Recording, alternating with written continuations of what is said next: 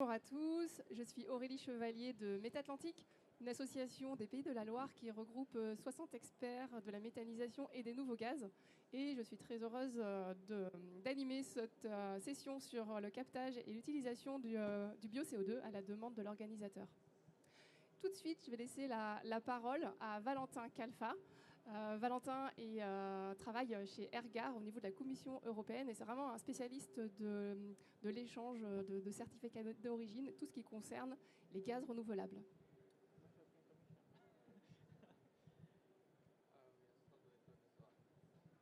Does it work? Okay. Sorry. Yeah. Thank you for the introduction, Aurelie. I do not work for the European Commission, but for the European Renewable Gas Registry, and we work in Brussels with indeed the biogenic CO2 certification topic. Should I already begin or? Okay, go ahead. Maybe just to have, is the remote or the? Yes. Okay. I don't know. Is it showing or? Yeah. All right. There. Sorry. Yeah. So, on my end, I'm Valentin Calfa. I work for the European Renewable Gas Registry. Sorry. Yeah. Apologies. I work for the European Renewable Gas Registry as a public affairs manager in Brussels. We deal mostly with okay. Yeah, we work mostly with biomethane certification. So we created a scheme that allows countries to exchange biomethane certificates between them. We have 7 countries now. Switzerland joined as well. So we have 7 countries who basically are able to transfer biomethane certificates from one country to another. We are based in Brussels. On one hand, we have this framework for biomethane exchange of certificates. And on the other hand, we also have like a forum where all players who work with biomethane certificates, they basically come and try to follow the European legislation and also influence it in order to, let's say, make their business case. We have 44 members from 14 European countries.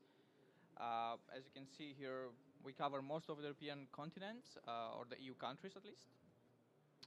We have DSOs or TSOs.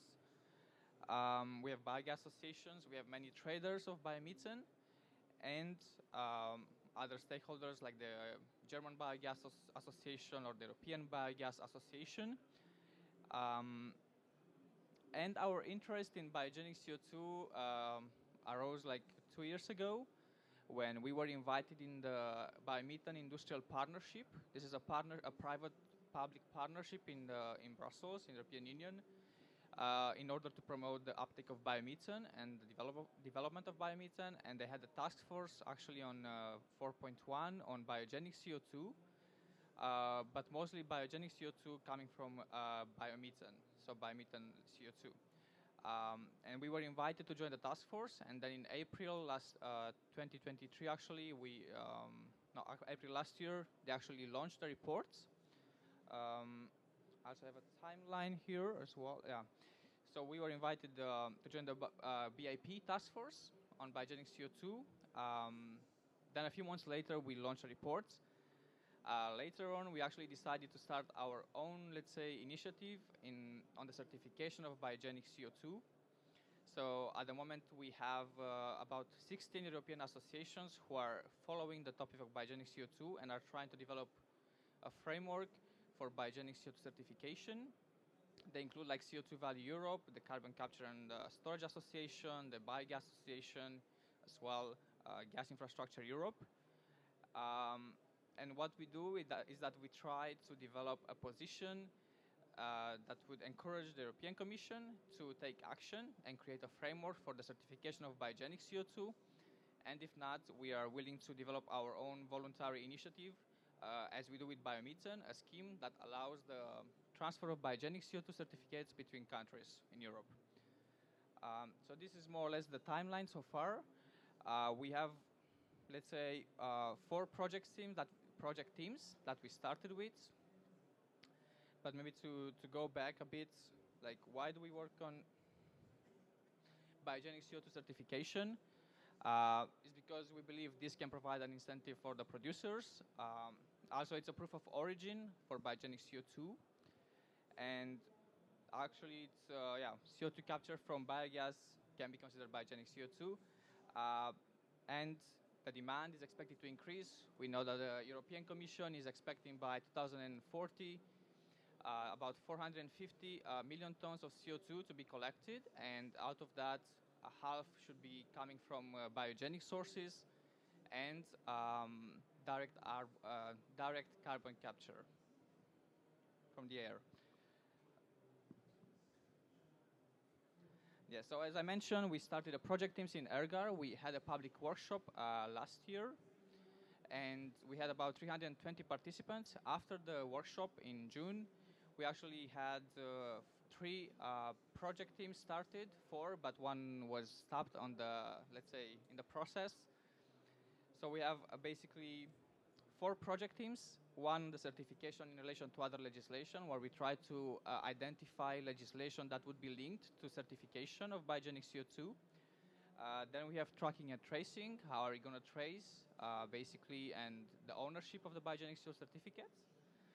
Then we have the definition of what is actually sustainable biogenic CO2, what would be sustainable biogenic CO2. And the last one would be the CO2 quality. And for each of these project teams, we had meetings. You can see there are 3 meetings for each, except for CO2 quality, where we actually decided to stop the project because it was not in the scope of the work that we do, the quality. So just some brief summary from each project team, because we had these 3 meetings for each. In the one in relation to other legislation, we identified a couple of pieces of legislation that would, let's say, intervene there. Some of them may be linked to e-fuels, because biogenic CO2 is expected to contribute to the production of e-fuels or RFMBOs. We have like the CORSIA, the aviation, let's say, framework, the greenhouse gas protocol, we analyzed it, the carbon removal certification framework, the ETS, the CCS Plus, Puro Earth, which is a voluntary scheme for carbon, and the product environmental footprint a bit. So we identified as well some elements that are linked, and then the red, of course, which is the main, let's say, piece of legislation. So this is what we have done in this project team. In the next one, in tracking and tracing, there are a couple of options, but we, as a group, as a project team, decided that the best would be to have an EU-wide database that would track the ownership and the origin of the biogenic CO2, rather than having different separate national databases. It could also be the case that you might have national databases, but let's say the preference in the working groups with all the market parties involved and the associations was to have an EU-wide, let's say, database for that. In order to verify that the information is authentic, we would have, we would, let's say, go for the audits, so to have annual audits on the injected volumes. And then for RED, for the Renewable Energy Directive, and for CORSIA, the aviation, a mass balance would be required. But there are cases in which book and claim might be preferred, the preferred option. And maybe the last point, that we would like, of course, to collaborate with voluntary schemes who are supposed to, let's say, certify the volumes, and the auditors as well. So this is on the tracking and tracing project team. And the last team that we, let's say, we worked on the definition. After 3 meetings, we have decided that the best would be to go with the Renewable Energy Directive for definition, so biogenic CO2 that originates from biomass. There are also like calls to actually switch to a definition from the delegated acts when it comes to CO2 that comes from the combustion or production of biomass biofuels. So that might be the case that we turn to that definition. And then also we said that in order to, let's say, accommodate for the different requirements, we might have a checkbox for the minimum sustainability criteria, like such as RED, that the certificate that was issued has at least a minimum criteria for the sustainability elements, like such as for RED criteria, let's say. And then for the life cycle assessment, it wasn't yet decided if we want to keep it or not in the scope of the project team, but we might also need to do a life cycle assessment. We spoke with DG Environment in the European Commission, and they actually had many questions on the life cycle aspects assessments. Yeah, And then for the mixes of biogenic CO2 and non-biogenic CO2, mass balance should be used, or maybe radiocarbon testing, which I understand that for some might be too expensive for small operators or producers. Yes, and for CO2 quality, it has been decided that it's not in the scope of the certification aspect, so we decided to actually cancel the group, or at least stop it for the time being. That's for the project teams. So this is what we have done so far, about half a year of work on this aspect. And then as next step, we will finalize the project teams, their positions on all these topics, such as sustainability definition, the tracking and tracing, and the first point as well. And we will basically try to have a final position which we can use either to develop our own certification framework on a voluntary basis, or, well, the ideal would be that the Commission takes this on board and they will develop a framework for tracking and tracing the biogenic CO2 for CCU. Because you also have the removal framework, which is supposed to come in place in 4 years, basically. So you have the carbon removal certification framework, but a registry for that will only come into force 4 years after the entrance into operation of the legislation, which is in 2028, and the market might need earlier solutions. So we are trying to have something a bit earlier, even if it's on a voluntary basis, basically. Yeah. So that would be from my side, I think. If you have any questions, I think we are open to receive questions, but I just wanted to basically present what we have done so far, because we actually last year at the same event, Bio360, we were here to present an initial idea that we wanted to develop a certification framework, and now we have a bit more, let's say, concrete ideas of what we want to do next in terms of tracking and tracing, sustainability, and so on. So that's what we have done so far. You can check our websites if you want to contact us.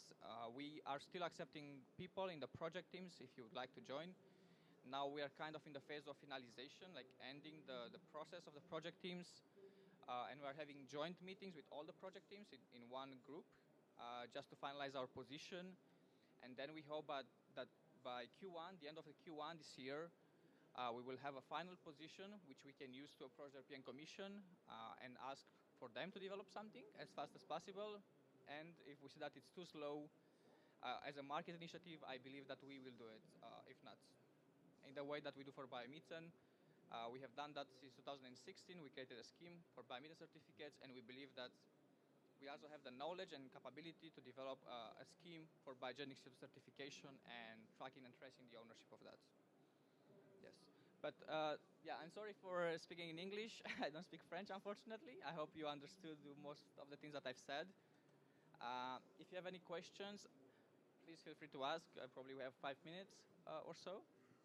If not, I will have to leave a bit earlier to catch my train back to Brussels. But you have my contact there, my email. So please feel free to reach out if you have more questions or if you would like to discuss something in particular. Thank you. Si vous avez des questions effectivement pour Valentin Calfa, je vous invite à profiter de sa présence ici pour les lui poser.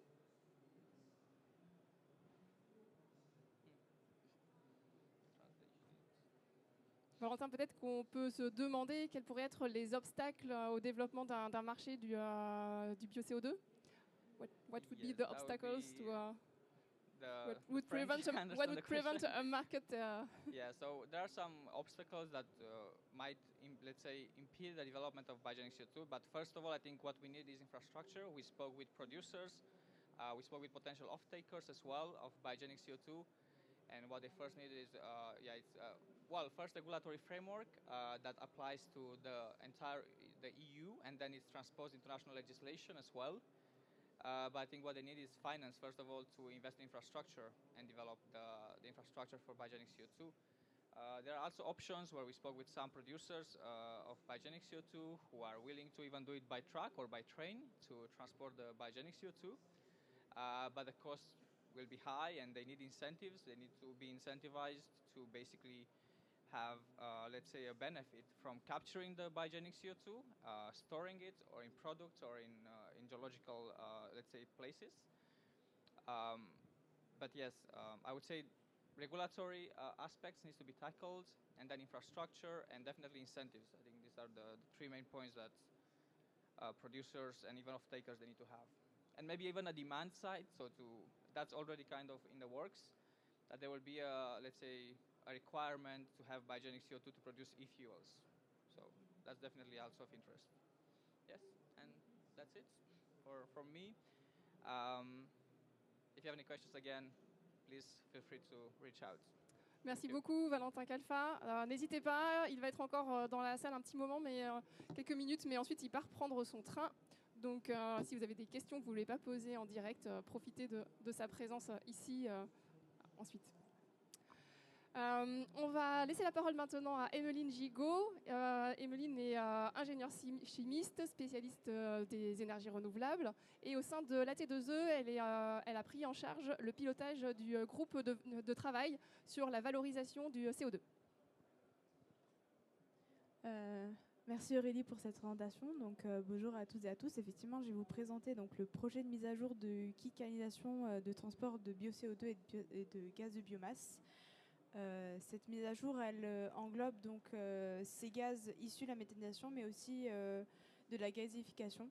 Donc je sais qu'un certain nombre d'entre vous sont plutôt sur cette voie-là de valorisation de la biomasse. Donc globalement, si on reste dans le périmètre de la méthanisation, où est-ce qu'on pourrait placer ces canalisations? Donc on a deux endroits où elles peuvent venir se placer. Un premier entre l'épurateur et la purification. Donc, pour en fait transporter les évents, et un deuxième tronçon entre la purification donc, du CO2 issu de ces évents et la valorisation du CO2. Actuellement, en fait, il y a une étape de liquéfaction après la purification et le transport est assuré par camion cryogénique. Et le fait de pouvoir poser des canalisations, ça permet d'ouvrir les perspectives de transport de ces gaz de biomasse et spécifiquement du bio-CO2. Le cadre actuellement autour de ces canalisations, c'est l'arrêté multifluide de 2014 qui prescrit l'utilisation de canalisations en acier pour tous les réseaux qui transportent des gaz au-dessus de 2 bars et au-delà de 4 km. La problématique avec l'acier, c'est que ça coûte 3 à 4 fois plus cher que le PEHD. Et donc, ça pose une certaine problématique pour mettre en application ces canalisations et ça freine un certain nombre de projets. Donc, le but avec la mise à jour de ce guide, c'est d'inclure la possibilité de transporter ces gaz avec du PEHD, puisque en fait, il détaille la compatibilité du matériau vis-à-vis des gaz transportés. L'historique donc de cette mise à jour, c'est qu'il y a un premier guide pour le transport de gaz de biomasse qui a été édité par le Club Biogaz en 2013. Malheureusement, c'est qu'une année avant la mise à jour de l'arrêté multifluide, donc ce qui fait que ce guide a rapidement été un peu caduc. Et avec le développement de la filière et des projets de valorisation du bio-CO2, il y a une nouvelle problématique qui est apparue, qui était donc le transport de ce gaz spécifiquement. Face à ça, l'administration n'avait pas forcément de solutions à apporter aux porteurs de projets et donc s'est tourné vers le Club Biogaz qui avait donc déjà fait ce premier guide pour lui demander de faire une mise à jour et d'inclure le bio-CO2. Évidemment, on n'a pas fait ça tout seul. On s'est entouré d'experts, notamment la CH4 Process qui a réalisé la prestation et le détail technique du guide, mais aussi un comité de pilotage qui réunit donc les experts de transport de gaz de biomasse issus de méthanisation, mais aussi de pyrogasification. Comme c'est un projet qui est en lien avec l'administration, évidemment, elle est dans les échanges et actuellement, on en est à la 4e version qui est en attente de validation par la DGPR. On remercie évidemment nos financeurs et les adhérents du Club Biogaz qui nous ont accompagnés pendant tout ce projet. Donc sur les objectifs de la mise à jour, le gaz de 2013, il englobait le transport de gaz de biomasse non épuré jusqu'à 10 bars avec une obligation d'autorisation. Là, le but, c'est qu'en 2025, on élargisse le périmètre, bon, déjà au bio-CO2 et en abordant une nouvelle voie, donc la gazification. Les critères techniques du gaz transporté du bio-CO2, c'est au-delà de 95% de pureté de CO2, mais en dessous de 4% de méthane pour respecter, être bien en dessous de la limite inférieure d'explosivité et s'assurer de la sécurité des canalisations. Et les détails techniques, c'est la pression des gaz transportés doit être en dessous de 10 bars, la température comprise donc entre moins 10 degrés et 40. C'est un transport en phase gazeuse uniquement, donc là on ne parle plus de liquéfaction, et une longueur maximale des canalisations de 80 km. Globalement, ce guide, il est assez costaud, il fait 120 pages, mais vous inquiétez pas, on a en fait fait en sorte qu'il soit quand même pédagogique et didactique. Donc il y a une première partie en fait qui décrit bien le périmètre du guide, fait des rappels sur les caractéristiques des gaz transportés et qui se reporte sur tout référentiel normatif. Ce guide il s'appuie sur en fait beaucoup de textes qui existent déjà, des guides GZIP, les normes qui sont déjà en action. Et ensuite, en fait, il y a toute la méthodologie pour les règles de conception, puis de construction, et enfin d'autorisation et d'exploitation du réseau. Donc au niveau de la publication, on espère une publication d'ici la fin du trimestre de cette année. Mais donc voilà, c'est sous réserve de la validation de la DGPR. Quelques points d'intention donc, pour entrer sur les détails un peu plus techniques du guide. La pose de canalisation de bio-CO2 sera soumise à autorisation préfectorale et pour l'exploitation également. Mais en fait, c'est la même chose que pour le biogaz non épuré, et ce qui est déjà en place.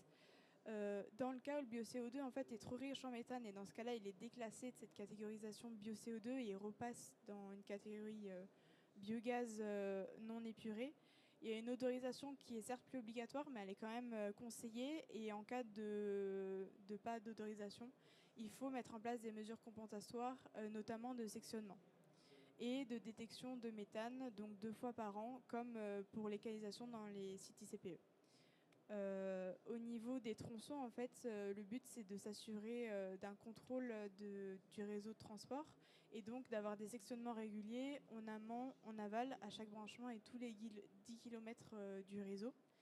Et également, en fait, pour s'assurer de la pérennité des canalisations et de leur sécurité, avoir un système avertisseur avec des filets et respecter la DICT, c'est-à-dire pouvoir mettre à disposition les plans en cas de travaux ou de chantier sur la zone de passage des canalisations. Voilà, donc ce guide il s'inscrit dans un GT plus large qui est sur la valorisation du bio-CO2 et issus de gaz renouvelables que j'anime. On peut voir un certain nombre de participants et donc dans nos projets en cours. Ce guide est un de nos gros projets et dès qu'il sera publié, évidemment, vous serez mis au courant. Et vous pouvez le retrouver sur la page qui s'affiche en bas à gauche, donc sur la page valorisation du CO2 de méthanisation. Voilà, merci à tous, merci beaucoup. Et puis si vous voulez en apprendre plus sur ce sujet et passer une journée entière à aborder tous les thèmes autour de la valorisation du bio-CO2, n'hésitez pas à nous retrouver à la journée technique du 18 mars à Paris. Merci. Et si vous avez des questions, n'hésitez pas.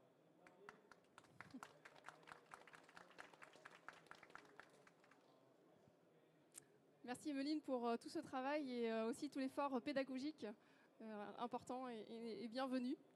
Est-ce qu'il y a des questions pour Emeline ?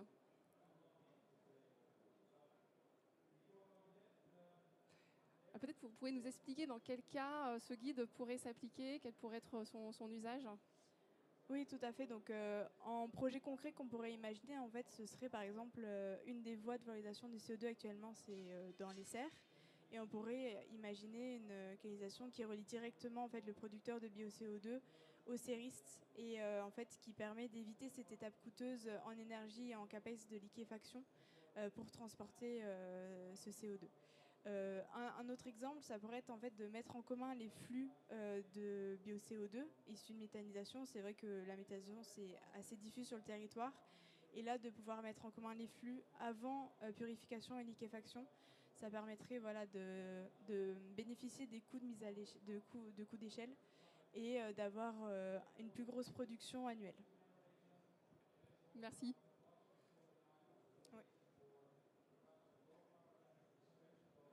Bonjour, vous avez parlé d'odorisation du CO2. Est-ce que lorsqu'il est odorisé, ça empêche d'avoir une qualité alimentaire?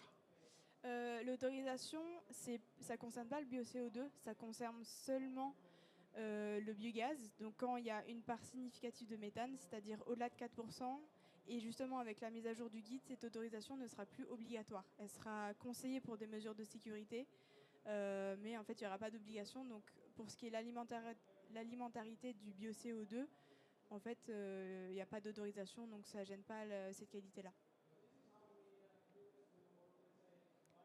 Est-ce que quelqu'un a une autre question?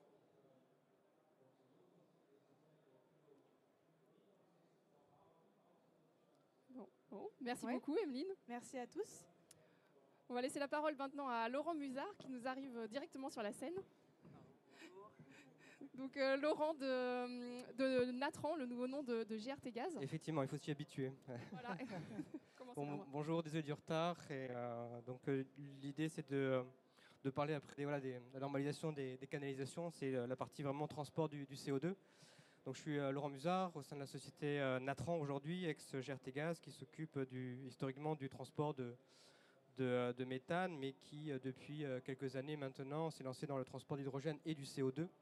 Et donc, je viens vous parler du projet GoCO2, qui est un exemple qui se concrétise au fur et à mesure, de jour en jour, sur la possibilité de voir arriver des canalisations de transport de CO2 de grande envergure. Alors, historiquement, je pense que pour certains, vous connaissez les enjeux de décarbonation avec la stratégie française en matière de décarbonation, avec des zones qui aujourd'hui sont identifiées dans le document existant qui a été publié en juillet 2024 de mémoire, où apparaît une petite bulle là dans l'ouest sur Saint-Nazaire qui est identifiée comme une zone de catégorie 1 aujourd'hui sur laquelle il faut engager des actions, des études de décarbonation. Et donc on est engagé avec pas mal de partenaires sur ce sujet. Alors aujourd'hui on voit bien qu'il y a un fort engouement, et le projet GoCO2 est d'abord un projet de CCS, donc c'est-à-dire carbone capture et stockage. Le besoin premier, c'est de pouvoir décarboner les gros cimentiers, mais derrière, on voit qu'on peut se greffer des usages ou des activités ou une filière autour du CCU. Donc on vient valoriser finalement une partie du CO2 et donc le CO2 biogénique qui est produit aussi chez certains cimentiers. Mais pas que. Et donc, du coup, l'idée, c'est de pouvoir transporter aussi du bio-CO2 dans cette canalisation que l'on envisage. Et à noter aussi que le CO2 évolue beaucoup, donc il y a un contexte aussi de réflexion au niveau de la communauté européenne qui est un travail sur éventuellement des éléments de régulation ou donner un cadre régulatoire au transport de CO2 en France. Et donc, ça vient ajouter aussi un point positif donc à l'évolution du transport du CO2. En bas à droite, je vous ai mis aussi des éléments qui ont été donnés lors d'un grand forum à Pau l'année dernière aussi, où on voit arriver des infrastructures un peu plus importantes en France sur le transport de CO2 qui s'interconnectent un petit peu. Mais pour l'instant, le projet Grand Ouest CO2, qui est un projet qui est initié, est vraiment un projet qui est isolé dans le Grand Ouest. On verra plus tard sur l'interconnexion. Donc, je me répète un petit peu, mais voilà, le projet sur l'ouest, Grand Ouest CO2 et sur l'ouest de la France est un projet, disons, de priorité avec une phase 1 identifiée et qui rentre totalement dans la trajectoire prévue de capture du CO2 et de l'évacuation du CO2 émis par les cimentiers. Alors, ce qu'on a fait, on a fait un appel à manifestation d'intérêt l'année dernière qui a été conclusif parce que ça a permis d'évaluer en fait la maturité des émetteurs et des clients à rentrer avec nous dans cette phase d'étude de faisabilité que l'on va bientôt terminer, mais aussi de qualifier et puis de bien identifier quels étaient les volumes, quelles étaient les échéances d'un tel projet. L'appel à manifestation d'intérêt qui a été fait a permis aussi de voir arriver donc 2 porteurs de projets pour fabriquer des e-fuels et donc qui ont besoin du CO2 biogénique pour produire leur carburant de synthèse. Donc aujourd'hui, on a un projet qui est bien structuré avec une volonté de pouvoir transporter à 2,3 millions de tonnes donc, de CO2, dont une partie est du CO2 biogénique, avec voilà, une filière CCU qui est en émergence et une solution de transport qui permettra à terme de vraiment de décarboner cette industrie française.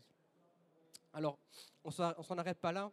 Parce qu'on parle bien du CO2 biogénique là, autour de nous qui nous concerne aujourd'hui, mais on a vu que via l'appel à mission d'intérêt, il y avait un besoin de pouvoir répondre à des plus petits émetteurs et pas forcément les gros émetteurs tels que les cimentiers. Et donc on a engagé pas plus tard que cette semaine avec des partenaires comme GRDF ou la région, enfin Solutions & Co, qui est l'agence de développement de la région. On a engagé une démarche de réflexion en invitant plusieurs industriels à venir travailler avec nous pour mener une étude visant à essayer de voir quelles sont les chaînes de valeur possibles sur un réseau de collecte secondaire, dirons-nous, qui pourra peut-être ou pas être interconnecté ou facé avec le réseau de transport GoCO2, mais qui permettra peut-être d'augmenter les volumes de CO2 biogénique et donc de voir étendre un réseau un peu plus maillé sur le Grand Ouest pour le transport et la distribution du CO2. Le planning, ça c'est des éléments de planning que l'on a, donc pour donner quelques visibilités. Aujourd'hui, on est en train de boucler les études de faisabilité pour la partie pipeline et terminal méthanier. Terminal, donc c'est plus du méthanier, mais effectivement un terminal à LNG, un moteur de Bretagne pour liquéfier le CO2 qui partira en stockage. Et derrière, on va engager bientôt les études d'ingénierie de base pour faire en sorte que toutes les planètes s'alignent en 2027 et que les décisions d'investissement tombent pour des mises en service au courant 2030 avec voilà, les enjeux pour répondre aux enjeux des stratégies de décarbonation en France. Voilà. Merci Laurent. On voit tout le lien qui est fait avec les présentations précédentes de Valentin Calfa et Emeline Gigot sur ce projet assez visionnaire. Est-ce que vous avez des questions tant sur GoCO2 que sur les présentations précédentes ?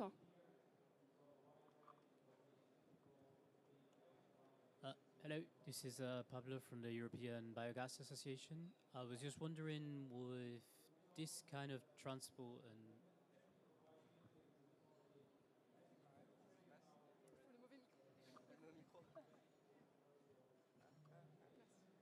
yes, so my question is regarding the infrastructure and the pipelines.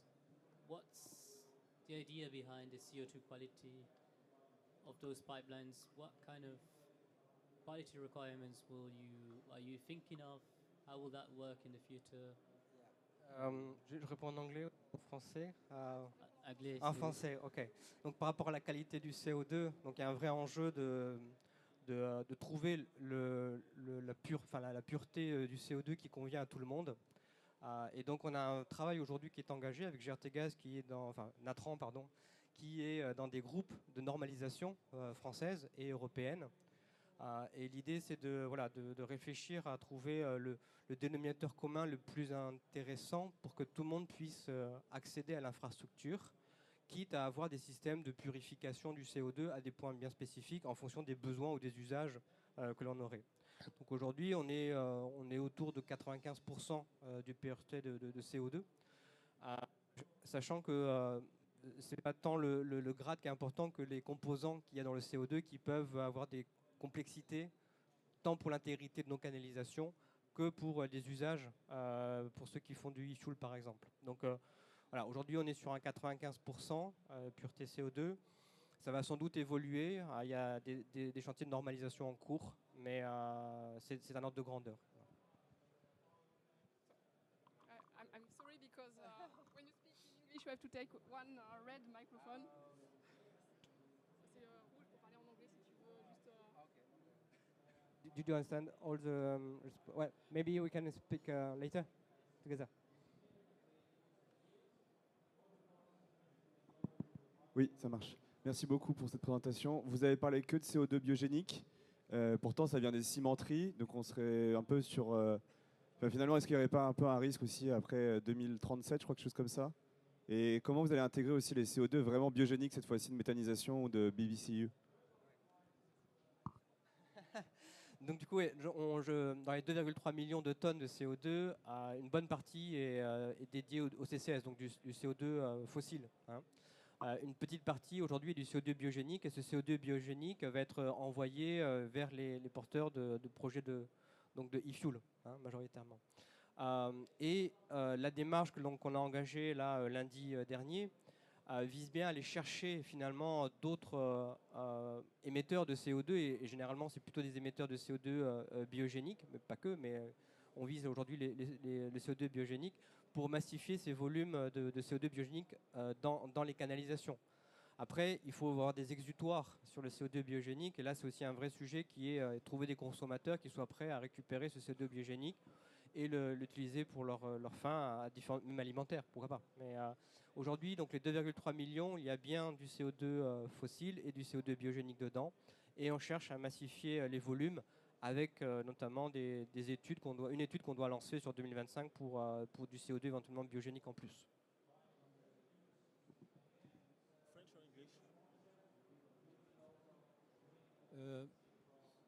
Allô, allô, vous m'entendez? Oui.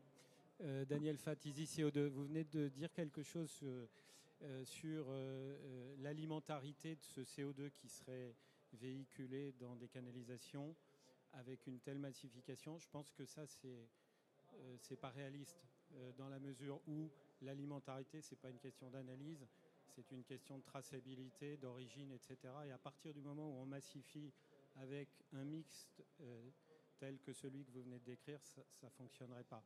En revanche, je partage. Voilà, concernant le bio-CO2, y compris pour le e-fuel, ce bio-CO2 sera intéressant pour le e-fuel, puisque à partir de 2041, le CO2 fossile sera interdit pour la production de e-fuel, et du coup, les exutoires pour ce bio-CO2 dans ces canalisations, il est tout trouvé. Merci, mais je partage, effectivement.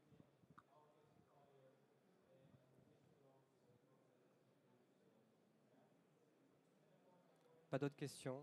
En tout cas, voilà, je me tiens à disposition si d'autres questions ou remarques, et puis on peut parler ensemble si vous voulez.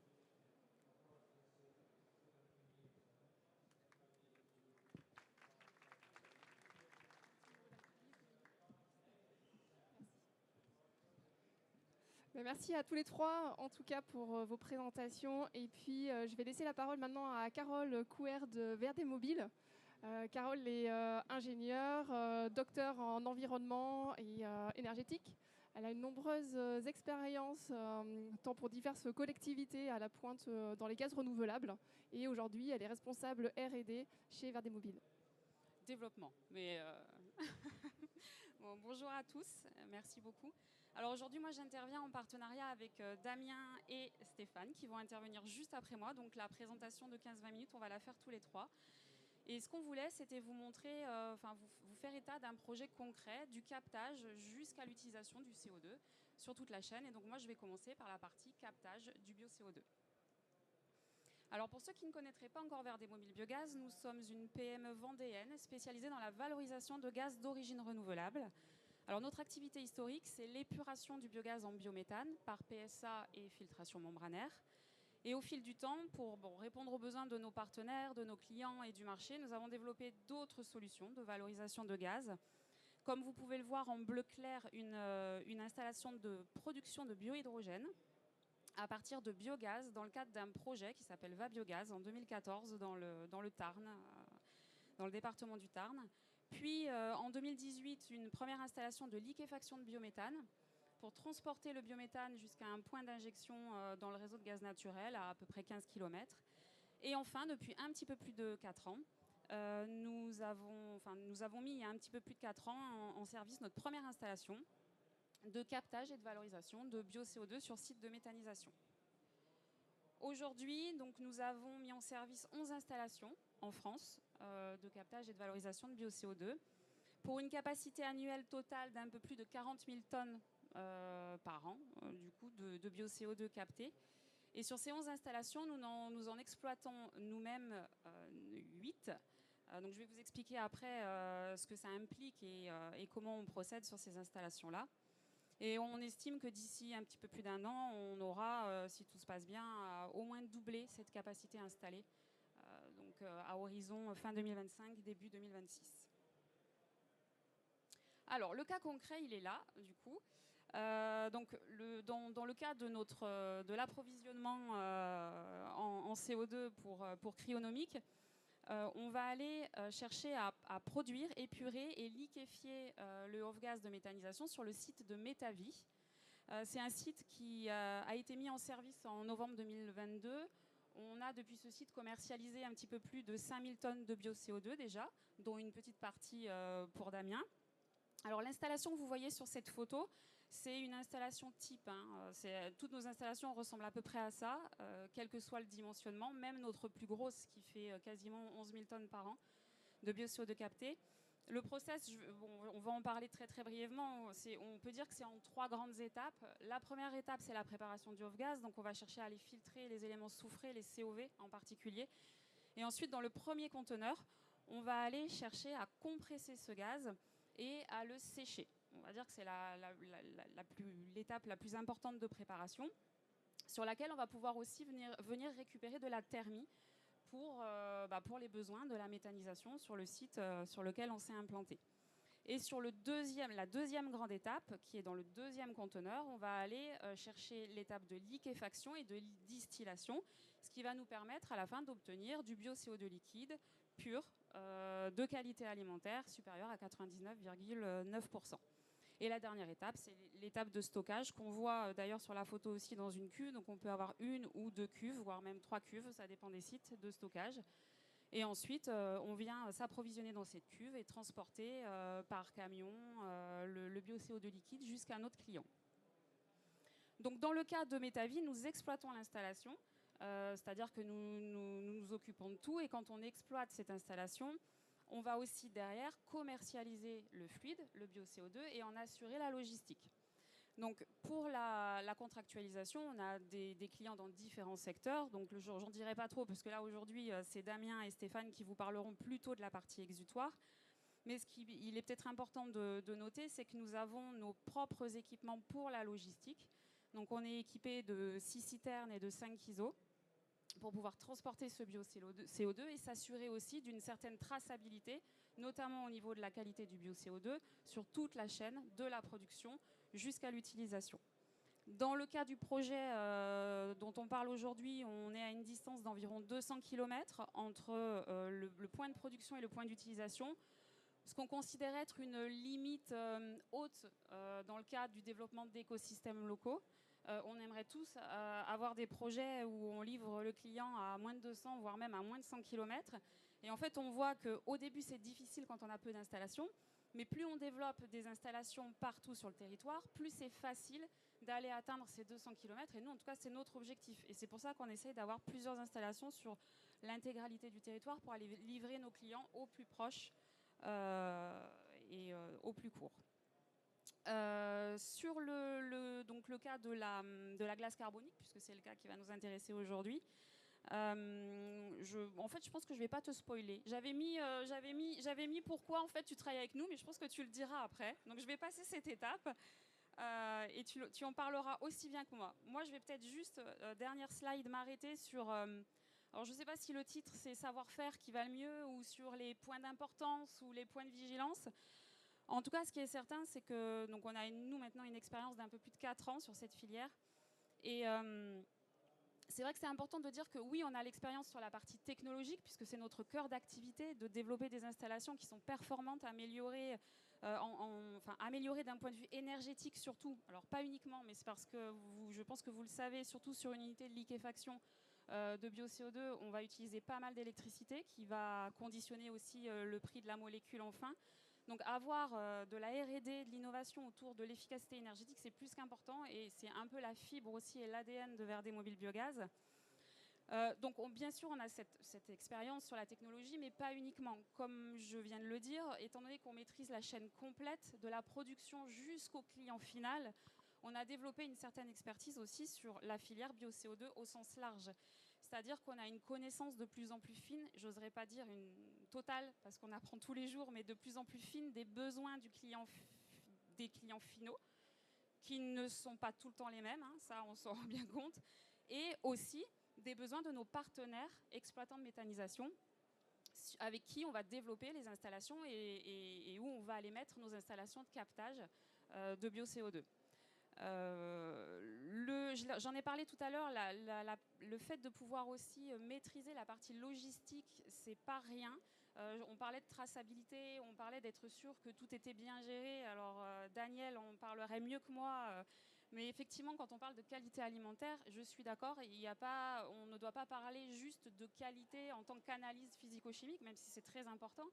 On doit aussi assurer une certaine traçabilité et une façon d'exploiter nos installations, une façon aussi de s'assurer que le transport est bien fait pour que la qualité au final elle soit bien toujours alimentaire et qu'il n'y ait pas eu de problème au milieu.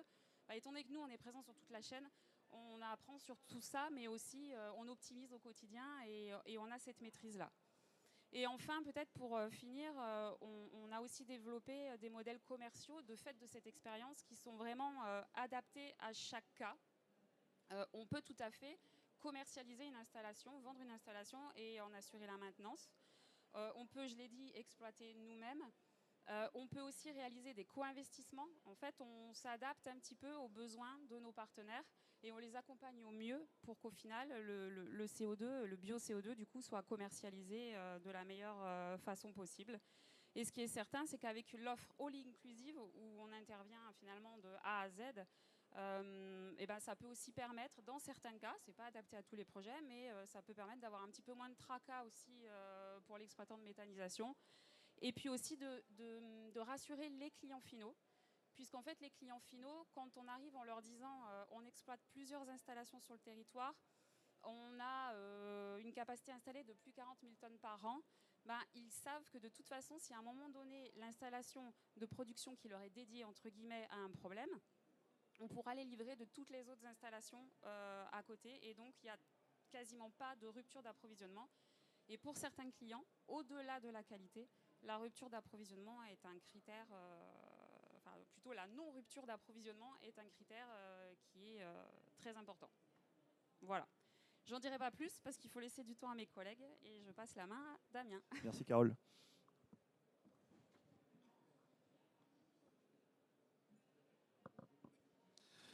Donc bonjour à tous. Donc moi je suis Damien Desté, je suis le dirigeant de Cryonomic France. Hop. Ah. Donc Cryonomic France, nous, on est le revendeur officiel exclusif de la marque Cryonomic pour la France. Donc Cryonomic, c'est principalement la production de machines de nettoyage cryogénique à destination des industries.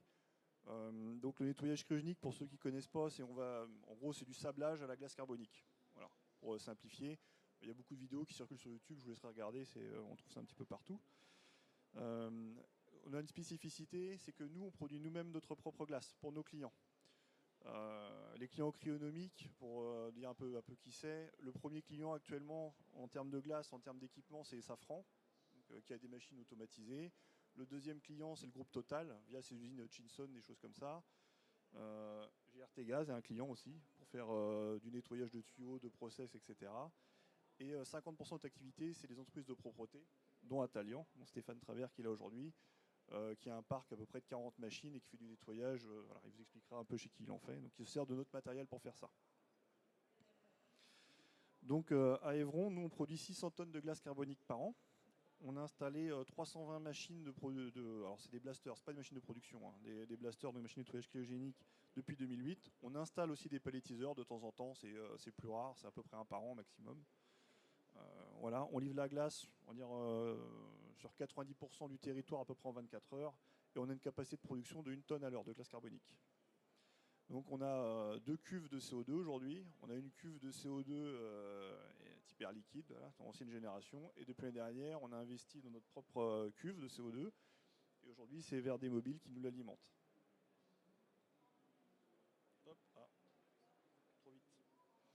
Donc pour revenir un petit peu sur le procédé de nettoyage cryogénique, c'est vraiment, vous imaginez des graineries, hein, la glace carbonique ça fait ça une fois qu'on la produit. On vient projeter le CO2 sur la surface à nettoyer, c'est à moins 80, ça vient exploser sur la surface, c'est du blasting, donc des micro-explosions.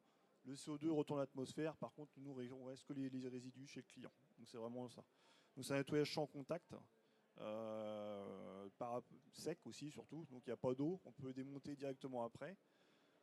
C'est plutôt efficace, ça enlève vraiment tout type de salissure, surtout les taches grasses et choses comme ça marche même mieux que la haute pression.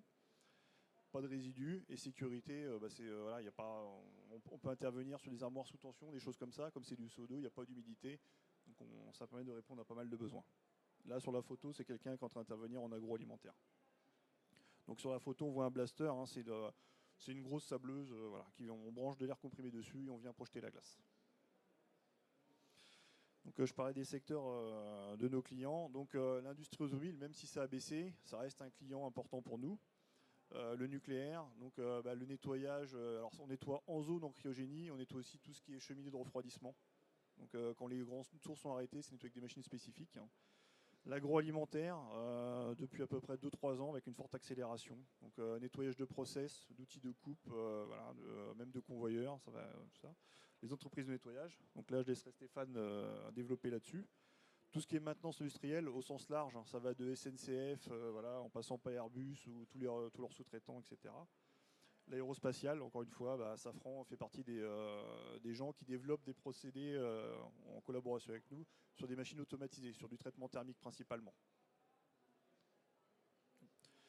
Donc comment fabrique la glace? Donc Verde Mobile va remplir notre cuve de CO2. Entre les deux, il y a une machine qui a été développée, fabriquée par Cryonomic, qui est un pelletiseur. C'est aussi des machines qu'on vend, hein. Cette machine-là va transformer le CO2 liquide en glace carbonique.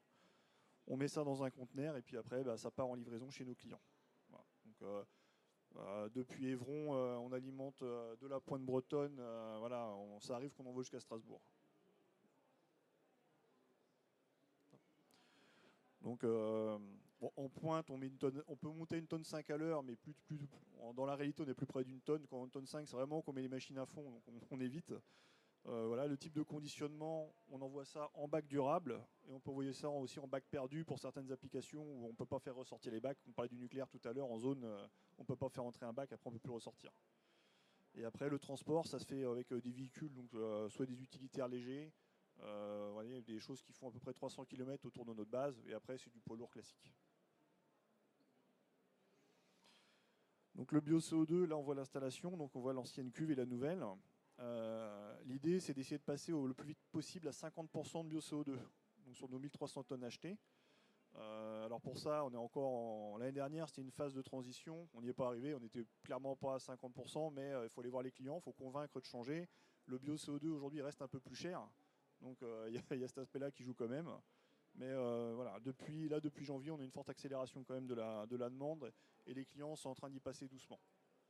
Et l'idée aussi, c'est de prévenir des pénuries. On avait des pénuries de CO2 liquide systématiquement tous les ans, tous les étés. Maintenant, on sait qu'on a une source locale voilà, qui n'est pas saturée, donc ça nous permet d'assurer aussi chez nos clients. Donc on verra si en 2027 on peut être à 100% de CO2 biogénique. Voilà, c'est un objectif qu'on s'est donné. Ça sera peut-être 2028, mais voilà, à terme on pense être capable d'y arriver. Stéphane.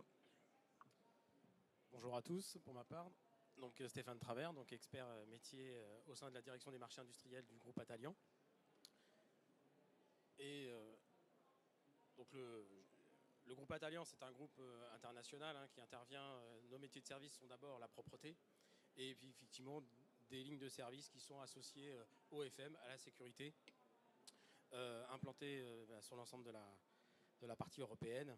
Nous réalisons donc un chiffre d'affaires de 2 milliards. Nous sommes 67 000 collaborateurs en France, 20 000 clients. Nous sommes présents dans 19 pays et effectivement avec une histoire de 80 ans sur le territoire national.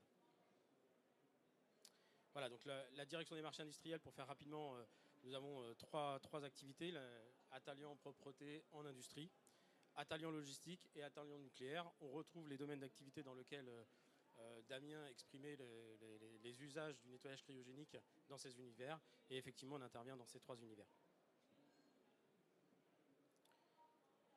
Donc la mission de la direction des marchés industriels pour le groupe Atalian, c'est déterminer l'offre en phase avec les besoins du client.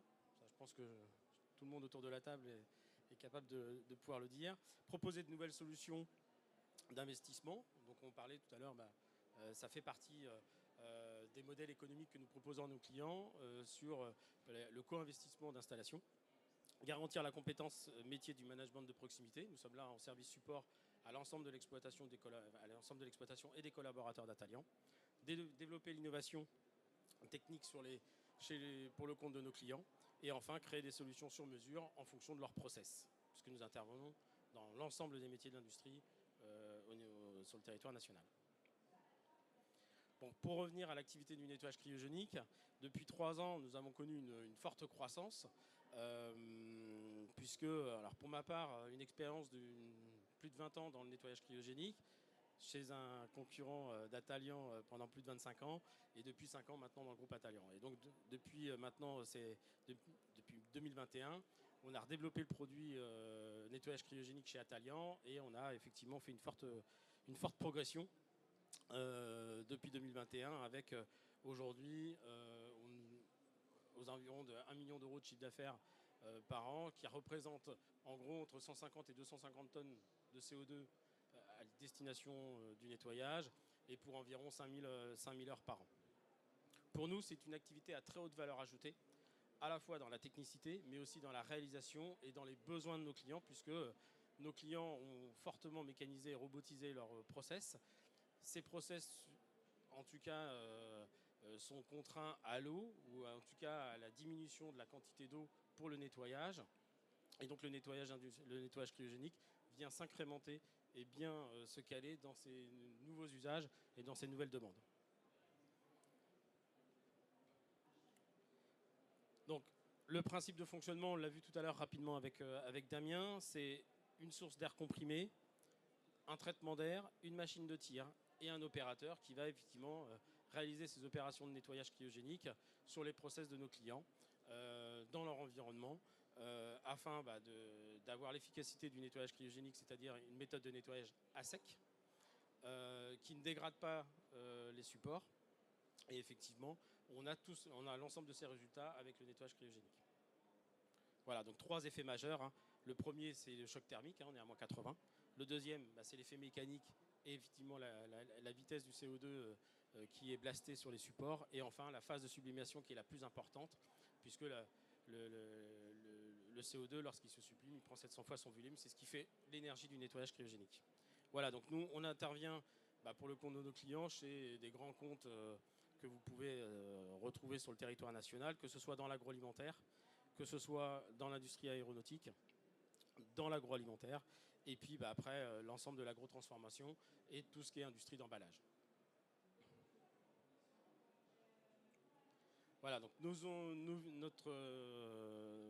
objectifs, en tout cas notre vision, c'est que cette activité, elle doit se développer, elle doit se démocratiser, elle doit s'incorporer de plus en plus pour le compte de nos clients, mais aussi de façon générale dans l'industrie, afin de réduire les consommations d'eau, de pouvoir nettoyer avec un niveau de productivité beaucoup plus important, et effectivement d'utiliser le bio-CO2, ce pourquoi nous sommes là aujourd'hui en tout cas, promouvoir ce circuit court que nous n'avons pas évidemment avec le CO2 historique.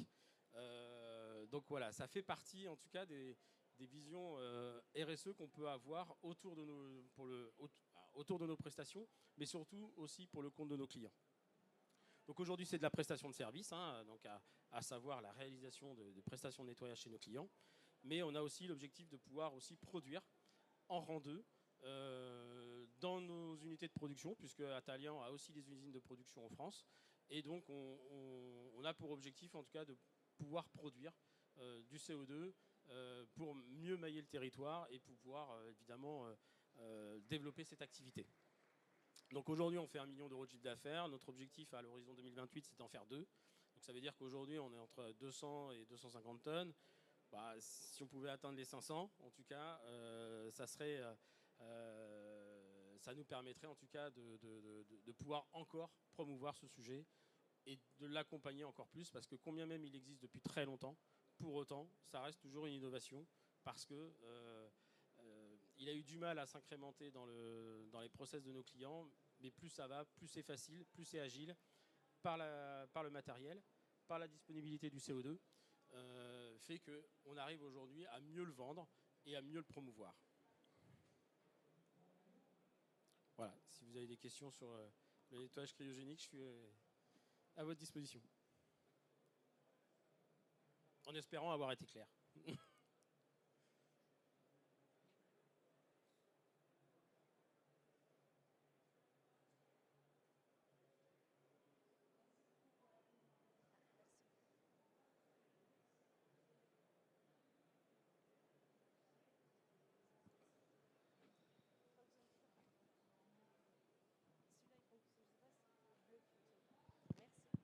Là, ça marche. Merci beaucoup pour cette présentation. Quel est l'écart de prix, le premium que vous vendez à vos clients, du coup, avec du CO2 fossile? Aujourd'hui, il n'y a pas d'écart de prix, déjà, parce qu'on commence tout juste enfin, à visualiser ce que peut être le CO2 biogénique par rapport au CO2, on va dire, conventionnel. Par ce salon, en tout cas, et par les différentes discussions, je pense qu'on peut mieux le valoriser par le circuit court et le substituer en totalité et promouvoir en tout cas ce bio-CO2 à destination de nos clients. Et ça a du sens en tout cas.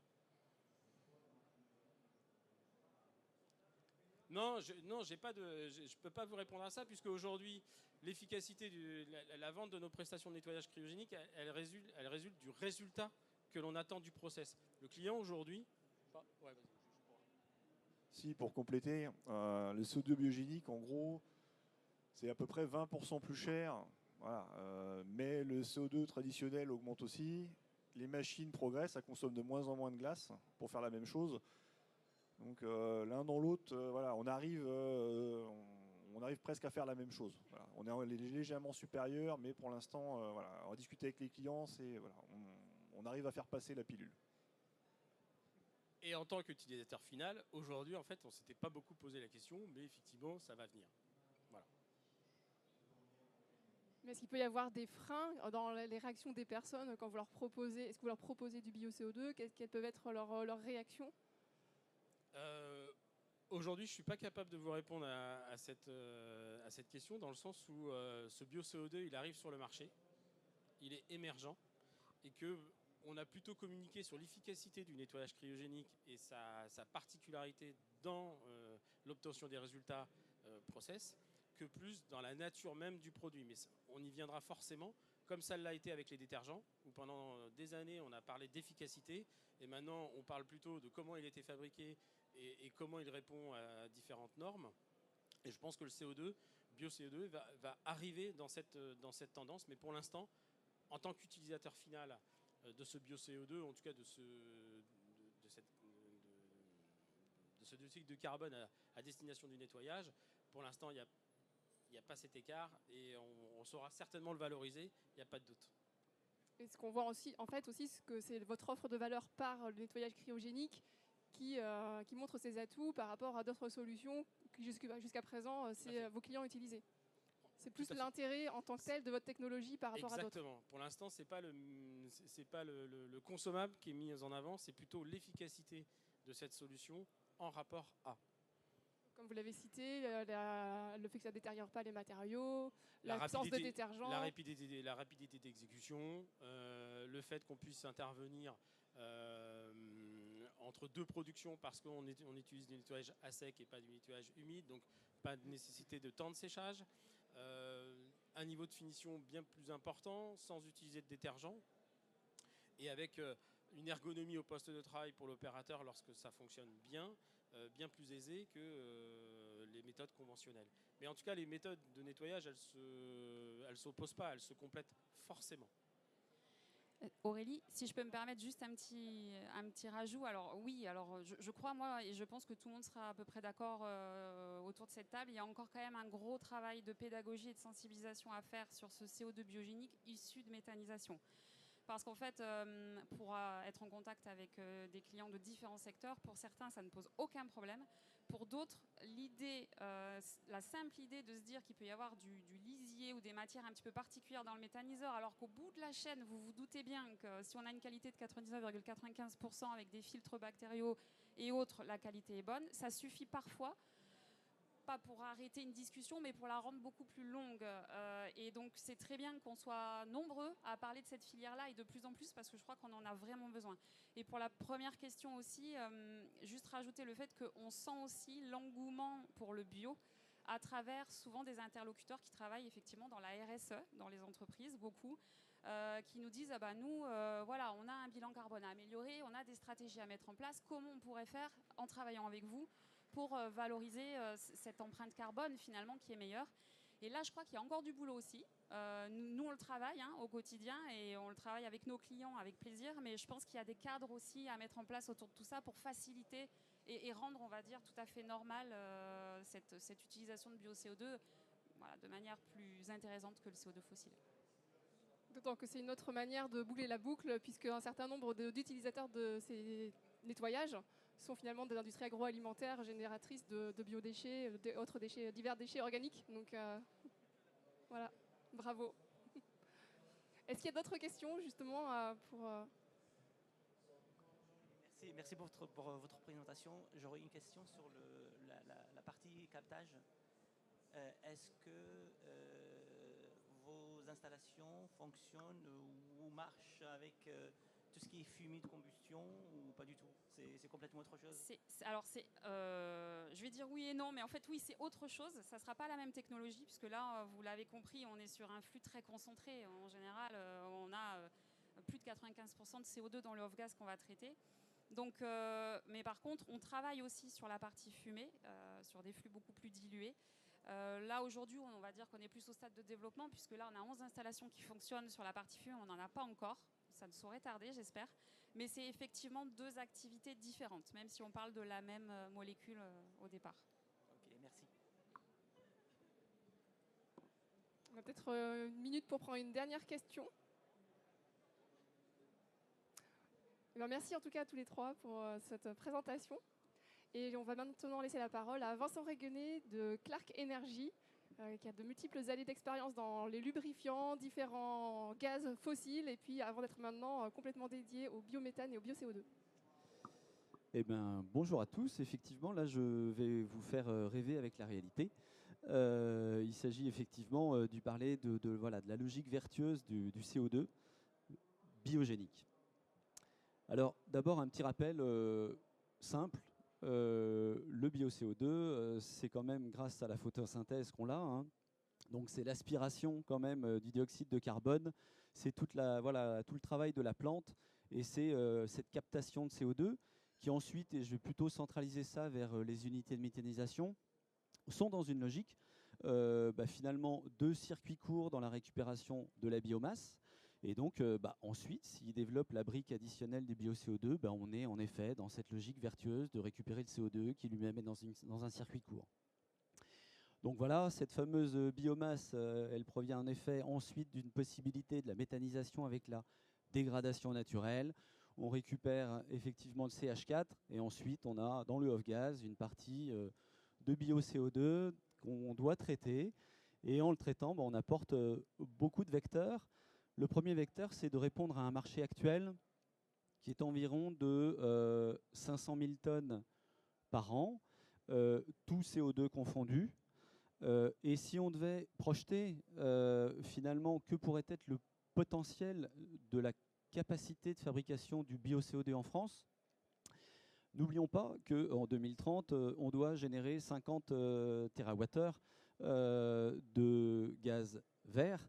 On est à peu près pour l'instant en injection à 14. Entre 14 et 50, ça fait une foultitude d'unités de méthanisation qui doivent sortir de terre, qui ont comme principal objectif de valoriser effectivement leur biomasse et d'injecter du gaz vert, donc du biométhane, mais qui pour certaines peuvent aussi valoriser le CO2, ce qui potentiellement ferait quand même un tonnage aux environs de 600 à 900 000 tonnes de bio-CO2 par an, ce qui est quand même intéressant parce que bien évidemment si vous valorisez ces tonnes-là, vous êtes en train de ne pas utiliser le CO2 dit fossile. En revanche, si on se concentre sur le rapport de la CRE, on constate, et c'est bien légitime parce qu'on est sur un marché relativement neuf, que seulement 5% des unités de méthanisation actuelles valorisent le CO2, ce qui veut dire qu'il y a quand même un fort potentiel pour les existantes et puis pour les futures unités de méthanisation. Alors il y a 3 pivots, on va dire, qu'on peut mettre en avant, qu'on peut mettre en lumière sur les atouts du bio-CO2. Il y a un aspect environnemental, bien sûr, puisque si on l'utilise, on n'utilise pas le CO2 fossile. Il y a donc un bilan de carbone neutre, voire un bilan de carbone négatif, puisque si on le compense par le fait qu'on n'utilise pas un CO2 fossile, on valorise encore plus une démarche de bio-CO2. On est dans une logique de circuit court, on est donc dans une logique de réduction de transport, on est donc dans une logique d'activité qui est plus territoriale, qui est plus économique, qui est plus humaine, et qui donc là aussi, dans une logique sociale, apporte de l'emploi. On peut aussi dire que c'est un emploi qui est non délocalisable, puisqu'il s'agit d'unités de méthanisation qui sont entrées sur le territoire. Ensuite, ça rejoint le pivot numéro 1, c'est l'économie circulaire, le circuit court. L'intérêt du bio-CO2, c'est le circuit court. C'est-à-dire que le transport, on ne va pas dire que c'est son ennemi, mais la légitimité, c'est effectivement de le produire et de le valoriser sur une boucle courte en termes de kilomètres. Ça, c'est un élément clé, mais c'est toute la légitimité aussi d'une unité de méthanisation qui va, dans sa logique de digestat et de plan d'épandage, répandre finalement son élément organique, son amendement sur le territoire. Ensuite, il y a une responsabilité environnementale des entreprises. Il est certain que les entreprises, elles ont toute la logique de pouvoir utiliser ce qui existe depuis longtemps, le CO2 fossile, mais il y a quand même derrière l'entreprise, in fine, et toujours le client final, et de se dire que ça peut peut-être avoir une mécanique intéressante, pertinente, vertueuse. Réfléchissons à la logique RSE, mais à se dire que voilà, ce bio-CO2, il est capté aussi pour un usage, pour une utilité, et que donc ça aussi, c'est une réflexion qui s'ouvre de plus en plus vers des entreprises qui peuvent basculer vers l'usage de ce CO2 biogénique. Ensuite, le bio-CO2, on en fait quoi? Alors, il y a plein d'usages. Ce qui est bien, c'est que je vais être redondant avec certains usages magnifiques que vous avez pu entendre, et tant mieux, ça sera la deuxième lecture. Mais en tout cas, voilà, il y a des usages industriels, il y a des usages pour le matériau de construction, pour la carbonatation, pour des usages alimentaires. On peut faire plein de choses avec le bio-CO2. On peut même, si on veut être un petit peu perfide, on peut même aussi s'en servir pour extraire du pétrole, puisque ça aiderait à la logique de la miscibilité ou du côté un peu de la viscosité du pétrole pour qu'il remonte plus fort. Ce n'est pas ce qu'on lui demande, mais ça prouve qu'on a quand même beaucoup d'usages. Et notamment, je m'appuierai sur 2 usages clés qui sont la carbonatation et justement la fabrication de la glace carbonique. Mais je vais m'appuyer sur 2 études de cas qui sont finalement un peu plus parlantes que la théorie. Ceci dit, le côté redondant, c'est que donc les usages principaux du bio-CO2, c'est la carbonatation des boissons, c'est l'élément clé, la glace carbonique, la conservation des aliments, et en fait 70% des usages du CO2/bio-CO2, c'est effectivement pour l'agroalimentaire. Agroalimentaire, ça veut dire que quand on parle d'alimentarité, quand on parle de respect des normes, quand on parle de la traçabilité, c'est déterminant pour cette filière. Alors l'étude de cas, il s'agit dans un premier volet, j'ai la casquette Clark Energy. Alors effectivement, ça tombe bien, on est sur une unité de méthanisation qui s'appelle Sanaméthane, sur laquelle donc, on a mis en place notre brique épuration, biogaz et liquéfaction de CO2. Donc cette unité qui est située dans le nord de la France, elle génère 500 kilos de bio-CO2, de CO2 liquide par heure. La particularité également, c'est que dans cette logique de process, dans ce qu'on a cherché à mettre en place, c'est bien évidemment l'alimentarité. Le client final, c'est un usage de glace carbonique. Ça pourrait être un autre usage, mais en attendant, justement, dans cet usage de glace carbonique, l'alimentarité est aussi déterminante. Et cette unité de méthanisation valorise l'ensemble de ces déchets organiques locaux et a un client final. On est toujours dans une logique de circuit court, dans moins d'une heure de finalement sa captation liquide de son CO2 en sortie de notre épuration. Alors son usage, donc lui spécifique, son client final, c'est de la glace carbonique. Donc là, vous êtes maintenant un expert. mais il s'agit effectivement d'avoir un produit qui est à moins 80 degrés. Et l'élément déterminant de ce bio-CO2, c'est finalement sa sublimation, c'est-à-dire qu'on passe de son état à moins 80 degrés à son état de redevenir finalement ce qu'il était d'origine, du dioxyde de carbone, sans avoir d'humidité. Ça a énormément de pertinence dans beaucoup d'usages, dans des machines qui ne peuvent pas utiliser de l'eau, dans finalement le fait qu'il n'y a pas de déchets, qu'il n'y a pas de produits à rajouter, qu'il n'y a pas de produits chimiques. Donc il y a énormément d'usages, mais également voilà, dans toute la partie effets spéciaux, si on aime le théâtre, le cinéma, peu importe, le CO2 et le bio-CO2, ça a de la valeur. Dans l'œnologie, alors l'œnologie, ça a un petit rappel quand même, c'est que quand on fait du vin, il ne faut pas oublier qu'il y a le dérèglement climatique et qu'il y a des vignes qui finalement produisent des vins qui sont de plus en plus dans une logique alcoolisée. Là aussi, le bio-CO2 peut avoir un intérêt puisqu'il peut permettre de réduire un peu la fermentation, d'apporter un atout justement à toute cette activité de vignoble, à la fois pour le présent et pour l'avenir. Et pour l'alimentation, on y reviendra dans mon deuxième exemple. Le deuxième exemple, mise en place par Clark Energy, il s'agit donc de l'unité de méthanisation MD Biogaz qui est située dans l'est de la France. Là aussi, il y a donc une chaîne d'épuration, en plus de la partie purification du biogaz. Là, le client final de cette unité, c'est la carbonatation. Et donc là, la valorisation du bio-CO2, c'est à peu près dans les mêmes spectres, hein, c'est 500 kg par heure. Et l'usage de ce bio-CO2, c'est la carbonatation. Alors la carbonatation, c'est un usage qui est finalement très fréquent, hein, qui est majoritairement quand même pour l'instant utilisé par du CO2 fossile. Et là, en fait, on répond à toute problématique, à la fois les eaux gazeuses, à la fois les bières, les sodas, les vins mousseux, les cidres, les cocktails. Et donc, l'intérêt de ce bio-CO2, une fois de plus, c'est de pouvoir répondre à toute cette problématique industrielle qui s'intéresse à une alternative vis-à-vis du CO2. Le marché actuel, je le rappelle, est de 500 000 tonnes par an. Et donc là, on a une réponse à la fois par les unités de méthanisation présentes et par les unités de méthanisation futures qui s'intéressent justement au développement de cette filière. Et alors le développement de cette filière, elle a des enjeux, hein, elle a des défis.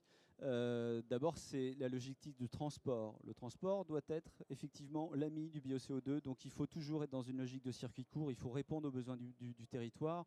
Les exutoires sont les éléments clés du bio-CO2. Ensuite, il y a la forte variation du prix. C'est une offre finalement entre un client privé et un client privé. Ce sont des contrats de gré à gré. Et donc, on peut répondre à des prix Eurotonne qui sont extrêmement variables selon le besoin, selon la quantité nécessaire au client final, selon sa typologie, sa spécificité. Et en revanche, dans les opportunités, on réduit les émissions de gaz à effet de serre. Hein. N'oublions pas qu'il y a à faire, petite parenthèse, on a 3200 milliards de tonnes de CO2 autour de nous dans l'atmosphère. Hein. C'est quand même pas neutre.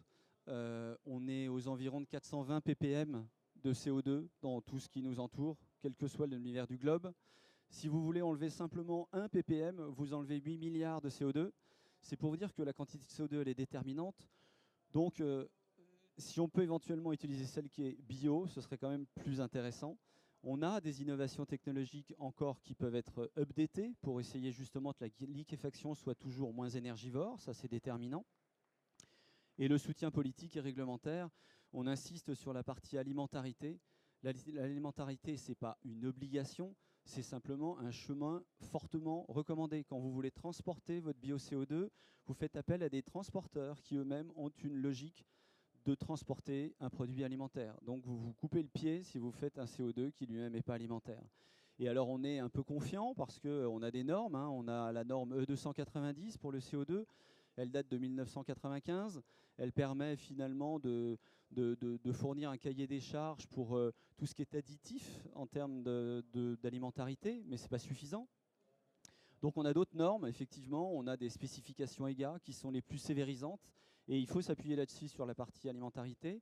On a l'ISBT pour la partie boisson, donc on est aidé par cet univers-là qui est déterminant, mais il faut aussi être porté par le gouvernement, par l'État, par l'outil et l'appui sur cette filière qui est à mon avis déterminante et vertueuse. N'oublions pas, on parle d'unité de méthanisation, on parle de gaz vert, parlons de bio-CO2.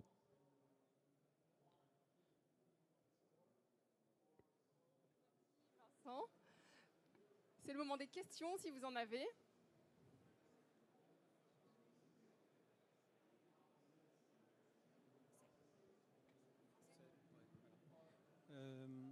Donc Daniel Fatt à nouveau. Juste une remarque, c'est pas vraiment une question, c'est une remarque concernant l'alimentarité, parce qu'on parle beaucoup d'alimentarité. L'alimentarité, c'est pas juste un mot, c'est un engagement extrêmement fort, et c'est quelque chose qu'il faut absolument prendre en compte pour éviter d'emmener des porteurs de projets dans des directions qui pourraient les conduire à des situations extrêmement délicates. Donc vraiment, s'il vous plaît, prenez en compte le caractère alimentaire et les réglementations qui sont en vigueur et qui sont un véritable engagement. Ce n'est pas juste un mot, c'est un engagement, et un engagement extrêmement fort. Et cette alimentarité aujourd'hui sur le marché existant, c'est ce qui permet d'avoir un accès à tous les types d'usages. Ne pas être alimentaire, ça réduit les usages possibles, et ça peut conduire à l'arrêt d'une unité qui a été démarrée il y a moins d'un an par défaut de débouché. Donc c'est juste un message adressé à personne en particulier, mais qui est adressé à tous ceux qui œuvrent dans la mise en place de projets CO2.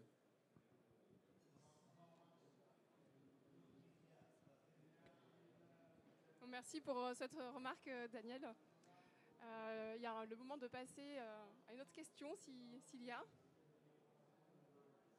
Sinon, en tout cas, merci, parce que tous les avantages du bio-CO2 ont été mis en avant. On se dit qu'effectivement, il y a un fort potentiel. Mais on a parlé tout à l'heure de la réticence que pouvaient avoir certains utilisateurs à se dire le bio-CO2, il y a un lien peut-être avec le fumier, mais pourtant, savent-ils réellement d'où vient le CO2 qu'ils utilisent ? Et du coup, quels sont en résumé peut-être les avantages environnementaux du bio-CO2 par rapport au CO2 traditionnel qu'ils achètent, et les points peut-être à mettre en avant? Alors déjà,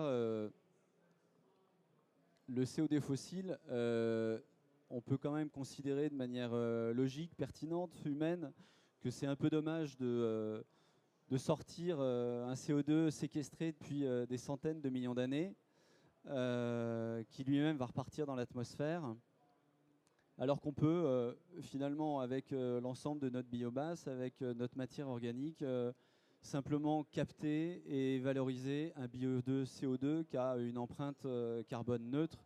Et ça, c'est déterminant, c'est un atout clé. Ensuite, est-ce qu'il faut avoir un recul sur le fait que le bio-CO2 puisse venir de matière organique ou de fumier équin? C'est vrai qu'il y a toute une chaîne, et je rejoins Daniel sur la logique de la légitimité alimentaire. Et c'est pour ça que c'est extrêmement déterminant d'être sévérisant sur ça. On sort avec un bio-CO2 qui est pur à 99,9%. Il ne faut pas oublier que toute la chaîne de valeur d'une unité de méthanisation aussi avant, c'est d'enlever toutes les substances pathogènes, c'est d'appuyer sur des logiques réglementaires d'hygiénisation de produits. Donc il y a tout ça en amont avant même qu'on parle d'épuration de bio-CO2. Et puis l'élément clé, c'est que on est aussi dans une logique de réindustrialisation, on est aussi dans une logique de circuit court. Et donc le bio-CO2, c'est la solution, tout simplement, pour répondre à des problématiques locales. Et plus il y en aura, plus ça pourra être mutualisé, plus les coûts de transport baisseront, et plus finalement on aura des alternatives qui seront déterminantes pour l'ensemble du périmètre du marché. Et je termine juste, nous, à photocopie existante de Clark Energy, on a 4 sites de bio-CO2 en France qui fonctionnent. On en a 10 en total, donc les autres sont en cours de construction, et ce qui permet pour l'instant de valoriser 52 000 tonnes de bio-CO2 au niveau national. Voilà. Merci beaucoup. Aurélie, je peux juste rajouter, je pense à quelque chose par rapport à ta question en fait. Juste pour information, pour ceux qui ne le savent pas, l'ADEME a lancé une étude via l'INRA de l'analyse du cycle de vie de la production de bio-CO2 entre guillemets. Donc déjà c'est un élément très intéressant, et je pense que ça va donner de gros éléments, des éléments pertinents. Et ensuite sur l'empreinte carbone, Bon, c'est un cas très très particulier, c'est une question très intéressante, mais nous on a réalisé une mesure d'empreinte carbone de notre bio-CO2, mais dans un contexte particulier, avec une référence particulière, donc qui ne peut pas se comparer à n'importe quelle référence.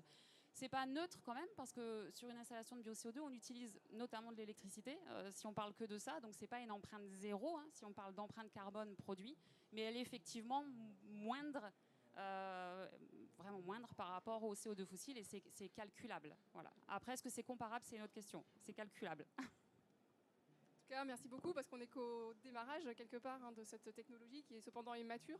Donc ça montre qu'il y a encore plein de choses à faire. Et d'ailleurs, je vais laisser la parole du coup à Elena Esser de l'entreprise Neustark, qu'on va repartir sur de l'anglais. Donc elle est ingénieure process, spécialiste du coup du sourcing du CO2 pour le stocker dans les matériaux. Thank you for the introduction. So I'm talking about the valorization of biogenic CO2 by storing it in mineral waste streams. So I'm going to just dive into it. So why do we need to talk about carbon removal? So if we want to reduce the global warming and stated at 1.5 degrees, like it said in the Paris Agreement, we need to cut our emissions drastically. And still, if we do that and if we avoid the emissions, there are still emissions that we can't avoid and can be reduced. And these emissions we need to address with carbon dioxide removal. So as it says in the latest IPCC report, we need to store 10 gigatons of CO2 yearly by 2050. As Neustark, we don't solve that problem, but we are a small part in doing this. So CDR means capturing CO2 from the atmosphere and store it safely and permanent. So how do we do this? At Neustark, we turn the world's largest waste stream into a carbon sink. I'm referring to construction demolition waste, which makes 5 billion tons yearly worldwide. So it's a huge potential to store CO2. And we're doing it by using a well-known reaction, but speeding it up with our technology from 1,000 years down to a few hours. So in this example here, you see the calcium carbon hydroxide reacts with the CO2, building calcium carbonate and water, and with that the CO2 is bound permanently, and this reaction can only be reversed if you treat the material with a strong acid, or if you heat it up over 600 degrees, which is very unlikely. So we're integrating our process in the recycling process of concrete construction recyclers. So the material is crushed and sieved and sorted, and then the small particles are get into the reaction chamber, and we inject CO2 in it, and then the reaction takes place for 2 to 3 hours. And so the whole plant setup consists of a CO2 tank, an evaporator, because for the reaction we need the CO2 to be gaseous, in gaseous form, a control and measurement system which controls the whole process and obviously measuring how much CO2 is exactly been stored. And with this whole process, we can store in 1 hour so much CO2 like 50 fir trees can store in 1 year. So how does it work commercially? We work together with biogenic CO2 sources, capture the CO2, liquefy it and transport it to a nearby recycler. They store the CO2 with our technology and then sell their material for road construction or use it again for building, for creating new concrete. And with this whole process, we are able to create carbon dioxide removal certificates. And with that, we can reward the recycler for each ton that it's been stored with a storage fee. So it's a win-win. And with our whole process, counting in every gray emissions we emit for liquefaction, the transport, and for the storage itself, we still reach a carbon removal efficiency of 93%. What are we doing right now? We already have 29 capture and storage plants in operation, mainly in Switzerland, Germany, France, and the first one in UK, and 40 more under construction.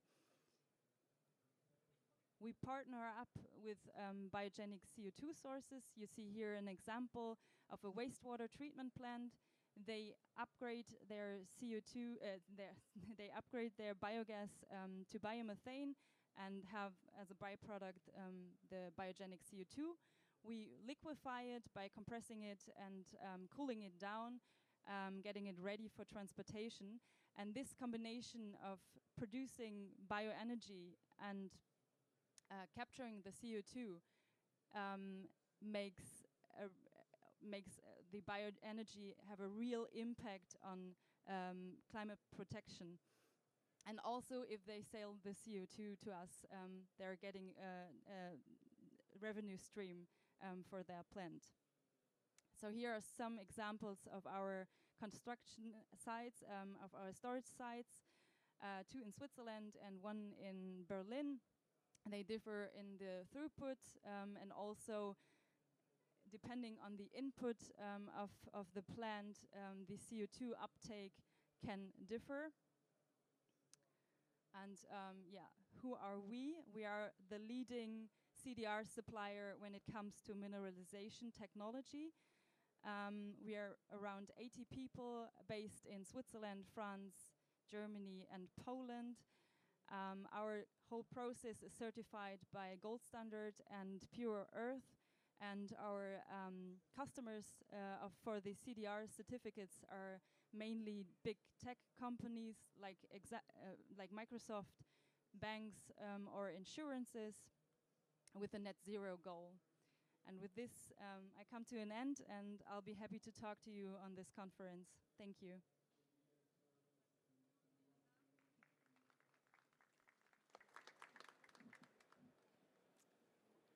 Je vois une question. Si vous pouvez lui passer un micro, s'il vous plaît. Okay, thank you for your presentation. One question about the granulate of concrete.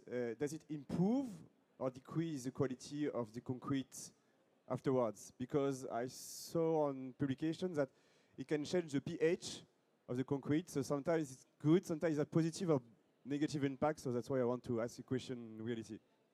Yeah, the pH is neutralized, so it's around 7 after the treatment, and the material gets stronger because it builds more limestone, and yeah. Positive impact, in fact. Yes. Okay, so another question. What is the price of the certificate you sold to Microsoft, for example? I won't give you the exact number. But with our technology, with the permanency, we have over 10,000 years storage. The range is between 300 and 400 euros per ton.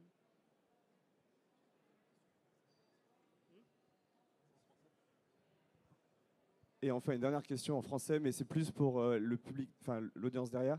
Est-ce que vous vous intéressez justement aussi aux questions de séquestration du bio-CO2, parce qu'on a parlé beaucoup de CCU finalement, avec la glace carbonique ou l'usage alimentaire. Donc est-ce que du coup, les speakers qui sont derrière, ça s'intéresse aussi, je parlais notamment à Verdemobile ou à Clark Energy, à la séquestration du bio-CO2? Alors oui, côté Verdemobile Biogaz, on a déjà des clients qui font la même chose que Neustark, donc qui utilisent aussi notre bio-CO2 pour, c'est de la séquestration en fait, hein, entre guillemets. Et pour ce qui est du stockage géologique, qui est encore autre chose, qui est aussi peut-être un peu plus lointain sur notre territoire, parce que hors de notre territoire, il existe, mais on s'y intéresse aussi parce que, quoi qu'il en soit, on sait très bien que dans les années à venir, même si ce n'est pas aujourd'hui, il y aura beaucoup de voies en développement, dont celle-ci, dont les pipelines à développer, dont le stockage géologique, dont les e-fuels et d'autres utilisations.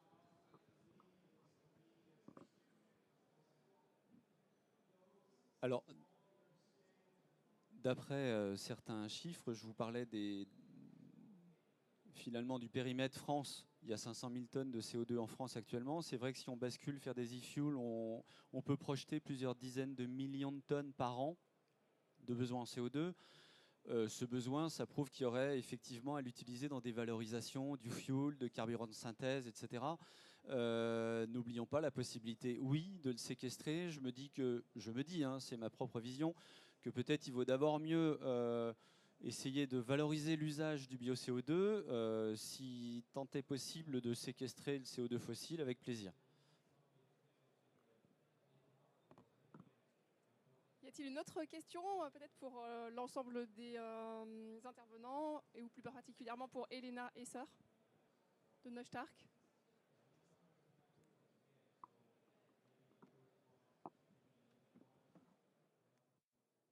Is a question for Elena. Just my question is, how difficult is it to make a business plan to this cement industry to tell them use our CO2, even though it's more expensive? How do you get around this problem, and also the other issue of sourcing the CO2 when it comes to biogas plants that perhaps are in the middle of nowhere or do not have a direct access or not so close to a cement plant, for example?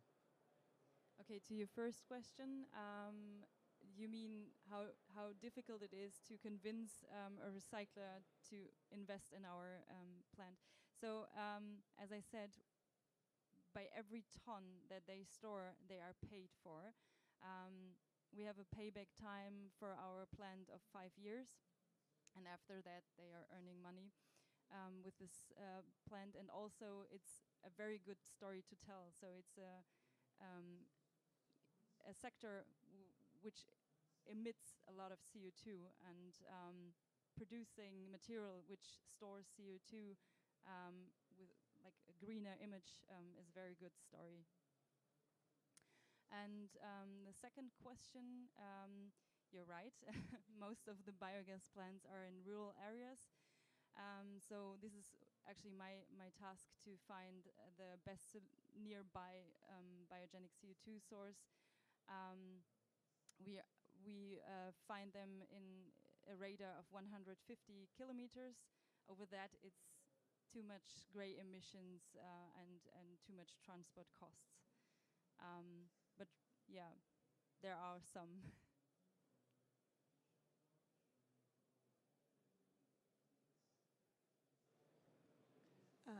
Still a question for you. Would the carbon stored in the concrete, as you mentioned, be recognized as permanent removal as per SBTi neutralization criteria? And is it mentioned on your certificate? You know, SBTi, Science-Based Target Initiative, requires companies to reduce their CO2 emissions by 90% and to neutralize the 10% remaining by permanent removal.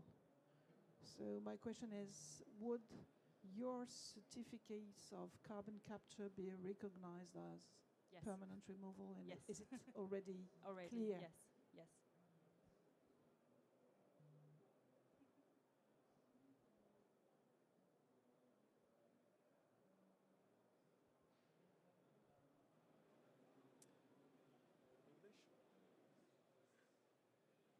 Question, we saw that the uptake ratio is quite low, as you know, it's less than 10% compared to the concrete. I mean, so you need 10 times CO2 to sequester, 10 tons to sequester 1 ton of concrete. Are you working on initiatives to improve your uptake ratio, or are you considering maybe some other sequestration applications as well outside of concrete, and how mature are these?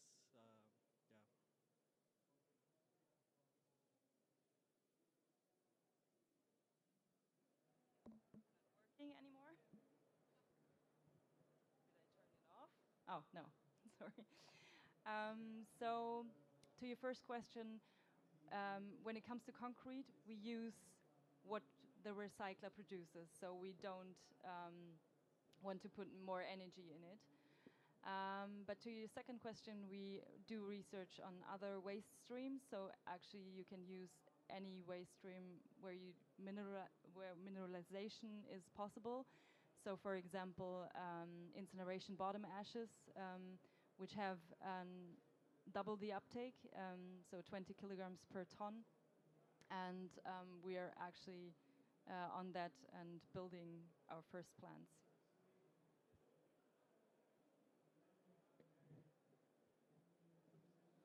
C'est moi qui ai une question pour la salle. Est-ce que Étienne Valtel est par ici? Voilà, c'est parfait, impeccable. Donc écoutez, je vous invite à venir sur scène.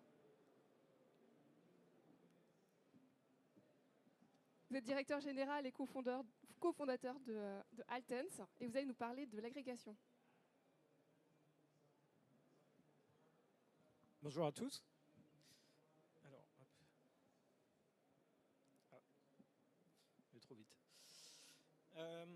Effectivement, c'est un peu le point commun en fait, de tout l'écosystème dont on vient de parler aujourd'hui, c'est que finalement il faut des acteurs qui mettent un peu la main à la pâte, on va dire.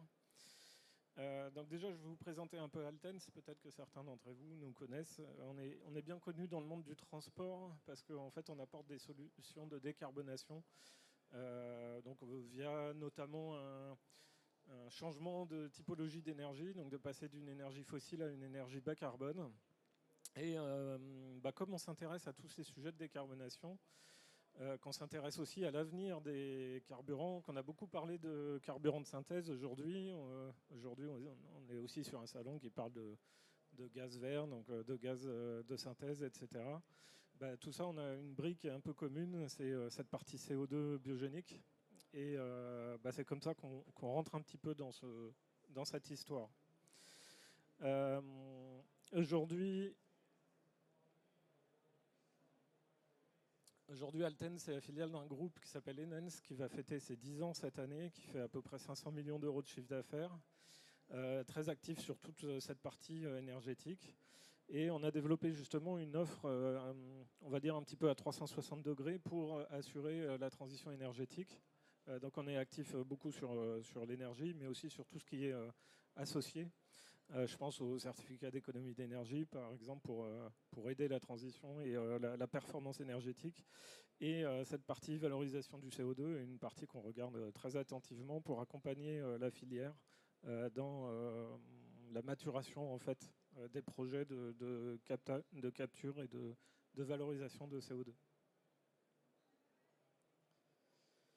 Alors, je suis désolé, je n'ai pas les mêmes chiffres que vous sur le marché. Moi, j'ai 1 million de tonnes de CO2 en France. Mais à la limite, peu importe sur le chiffre, est-ce que c'est 500 000, 1 million? Ce qui compte, c'est d'avoir un peu cet ordre de grandeur. Quand on compare en fait, le marché, l'usage par rapport au potentiel qu'on pourra utiliser, alors on parle du CO2 biogénique, mais potentiellement, si on arrive à trouver des voies de valorisation intéressantes, on pourrait aller au-delà du CO2 biogénique. Donc il y a quand même beaucoup de travail à faire. La difficulté, c'est qu'aujourd'hui, il y a beaucoup de défis. On en a parlé, mais je vais revenir un peu dessus. Alors, c'est un peu la problématique d'arriver dernier, c'est que finalement, on va redire beaucoup de choses qui ont déjà été dites. Mais globalement, il y a des choses qui vont dans le bon sens. Déjà, on est quand même sur une dynamique où la production fossile, je pense qu'on est à peu près tous d'accord pour dire qu'à terme, elle va diminuer. Et donc il y a quand même une problématique de remplacer l'usage du CO2 fossile par du CO2 autre. Et puis il y a aussi un impact très important qui est aussi la volonté finalement des acteurs de l'économie d'avoir une meilleure empreinte environnementale, poussée par plein de choses, hein, et aussi des réglementations qui poussent tout le monde. Je pense à la CSRD qui pourrait encourager les opérateurs à améliorer leur empreinte environnementale et leur impact. Et donc le bio-CO2 répond bien à cet engagement. Mais il y a aussi des nouveaux usages. On en a beaucoup parlé, mais je pense que ça, c'est un point clé de la filière, parce que sinon, on voit bien que finalement, le potentiel de capture du CO2 biogénique est supérieur aux usages actuels. Donc c'est tout l'enjeu et le défi de la filière, c'est de créer ces nouveaux usages. On a beaucoup parlé donc, des e-carburants. C'est vrai qu'il y a beaucoup de projets. On parle ça fait la une des journaux un peu du secteur, mais c'est quand même assez compliqué parce que l'une des clés des projets de e-carburant, c'est aussi l'accès à une électricité pas chère, puisque il y a la partie CO2, mais il y a la partie hydrogène qui est quand même assez complexe. Donc tout l'enjeu est aussi de trouver des technologies de fabrication qui soient viables économiquement. Donc on parle des premières usines d'ici 2030, mais ça restera des premiers projets pilotes. Donc il va falloir aller plus loin pour aller vraiment structurer une vraie filière industrielle et qui soit consommatrice de CO2. Pour vous donner un ordre d'idée, une usine de e-carburant qui ferait entre 80 et 100 000 tonnes de e-fuel, c'est à peu près 300 000 tonnes de CO2 biogénique de consommation. Donc on voit bien que là, c'est structurant pour une filière de capture de CO2. Bon, les matériaux de construction, on en a parlé. On voit bien que là, il y a une vraie dynamique, que ça commence à être déjà mature, puisqu'il y a déjà des premières unités qui sont en place. Donc ça, c'est quelque chose d'assez intéressant. On n'a pas beaucoup parlé des algues. Mais pourtant, ça peut être une voie aussi assez intéressante parce que la production d'algues peut être une voie d'avenir et a besoin de CO2 justement pour permettre aux algues de croître. La chimie verte parce que là, pour le coup, je ne vais pas dire que c'est un peu infini les usages, mais on est entouré de matières dans tous les sens et donc à la base il y a souvent des matières carbonées à la base et là ça intéresse beaucoup les industriels. La pétrochimie va être remplacée à terme par beaucoup de briques technologiques issues de cette chimie verte. Et puis beaucoup d'usages à chercher, donc il y a beaucoup de recherche et développement sur ces technologies qui vont être capables d'utiliser du CO2 comme brique de base. Et on n'est qu'au début de l'histoire, on l'a dit depuis tout à l'heure, c'est vraiment tout un écosystème à créer. Alors aujourd'hui, on parle de méthanisation, donc je vais refaire un petit focus sur la partie issue capture de CO2 issue de la méthanisation, avec des défis très importants, puisque un méthaniseur, par défaut, on a une production la plus continue possible. En tout cas, c'est l'objectif du méthaniseur, d'aller à sa capacité nominale. Par contre, la demande, elle, en CO2, elle peut varier. On a dit que l'été, c'était un peu compliqué, parce qu'il y a une saisonnalité, justement, à cause du marché de la boisson, notamment. Les sodas, c'est surtout l'été qu'on les consomme. Il y a aussi une problématique éventuellement de stockage, parce que souvent sur un méthaniseur, même quand on a une installation de liquéfaction, il n'y a pas beaucoup de stockage, parce que finalement ça coûte cher, donc on essaye de réduire ça au minimum. Donc on est sur un flux tendu qui peut être un petit peu complexe à gérer aussi. Et la disparité géographique, puisque effectivement l'une des clés c'est d'être le plus proche possible du site de valorisation. Maintenant c'est pas toujours possible. Quand on regarde un petit peu justement les grands pôles, on s'aperçoit que justement il y a une problématique parce que les pôles de production ne sont pas forcément situés au même endroit que les pôles de consommation. Donc ça c'est un gros enjeu, d'où aussi la nécessité de continuer à multiplier les nouveaux usages.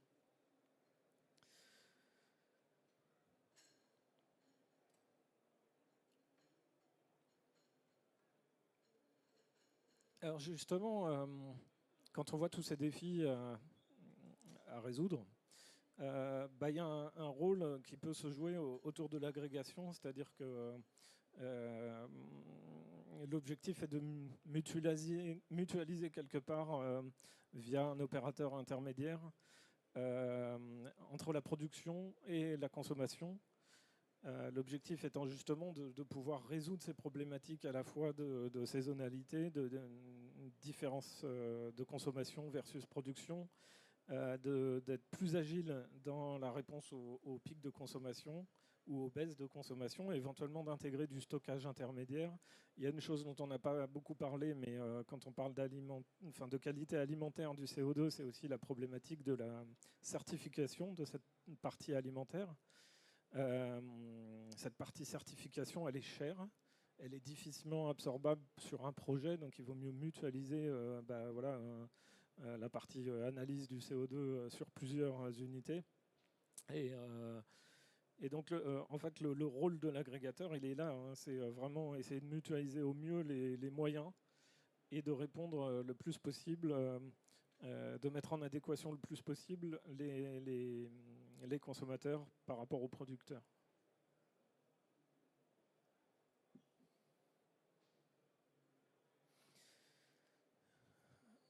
On l'a vu aussi sur tous les usages.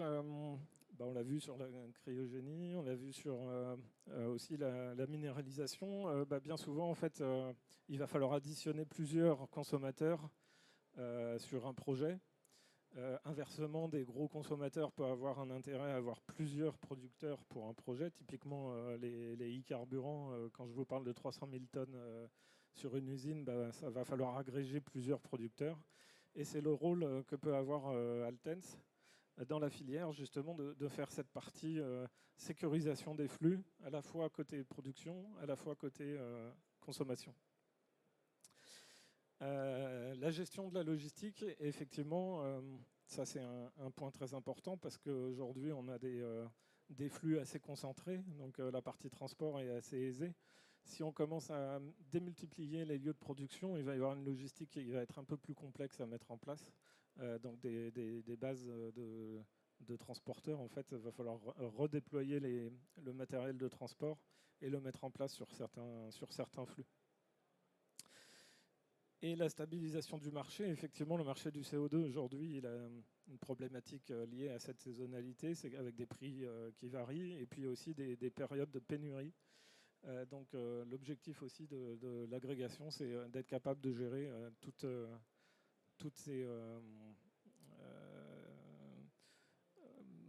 ces variations sur le marché.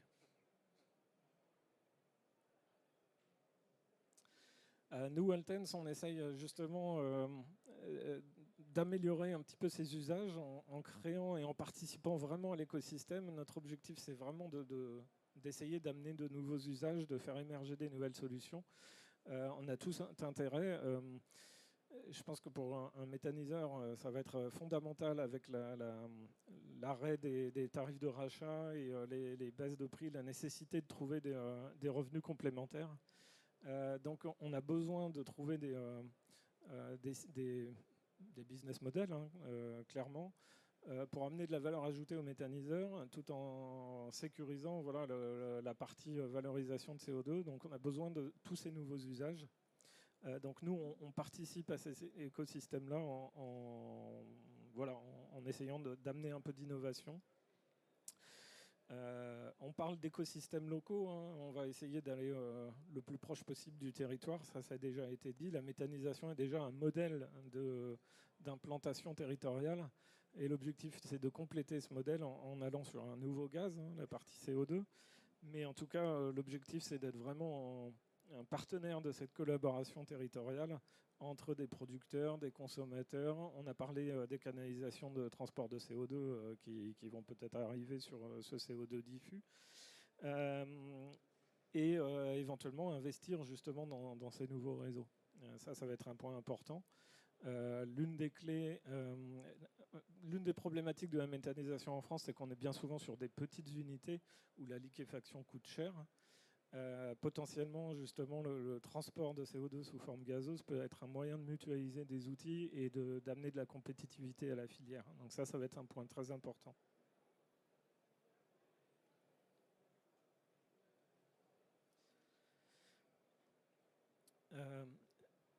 Voilà, pour finir un petit peu, l'une des clés d'un projet, c'est vraiment cette problématique de taille critique. Aujourd'hui, il va y avoir un besoin d'innovation.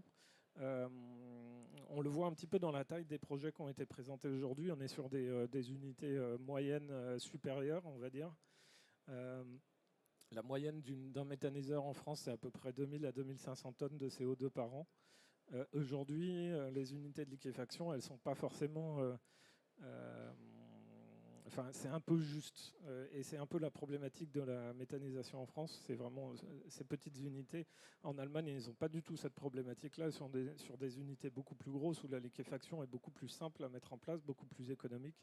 Donc il va falloir aussi trouver et être un petit peu innovant sur la partie technique pour être capable d'amener des solutions de liquéfaction qui soient un peu moins chères et qui soient capables d'aller sur des unités plus petites.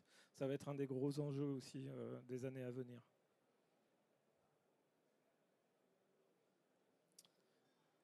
Voilà. Si vous avez des questions. Avec un beau message, les carburants de demain sont disponibles dès aujourd'hui, effectivement. Justement, je dois aller dans la salle d'à côté sur le bio-GNV, c'est une belle transition, mais on va laisser une petite minute de questions si vous avez pour Étienne Valtel ou également aux autres participants de cette table ronde.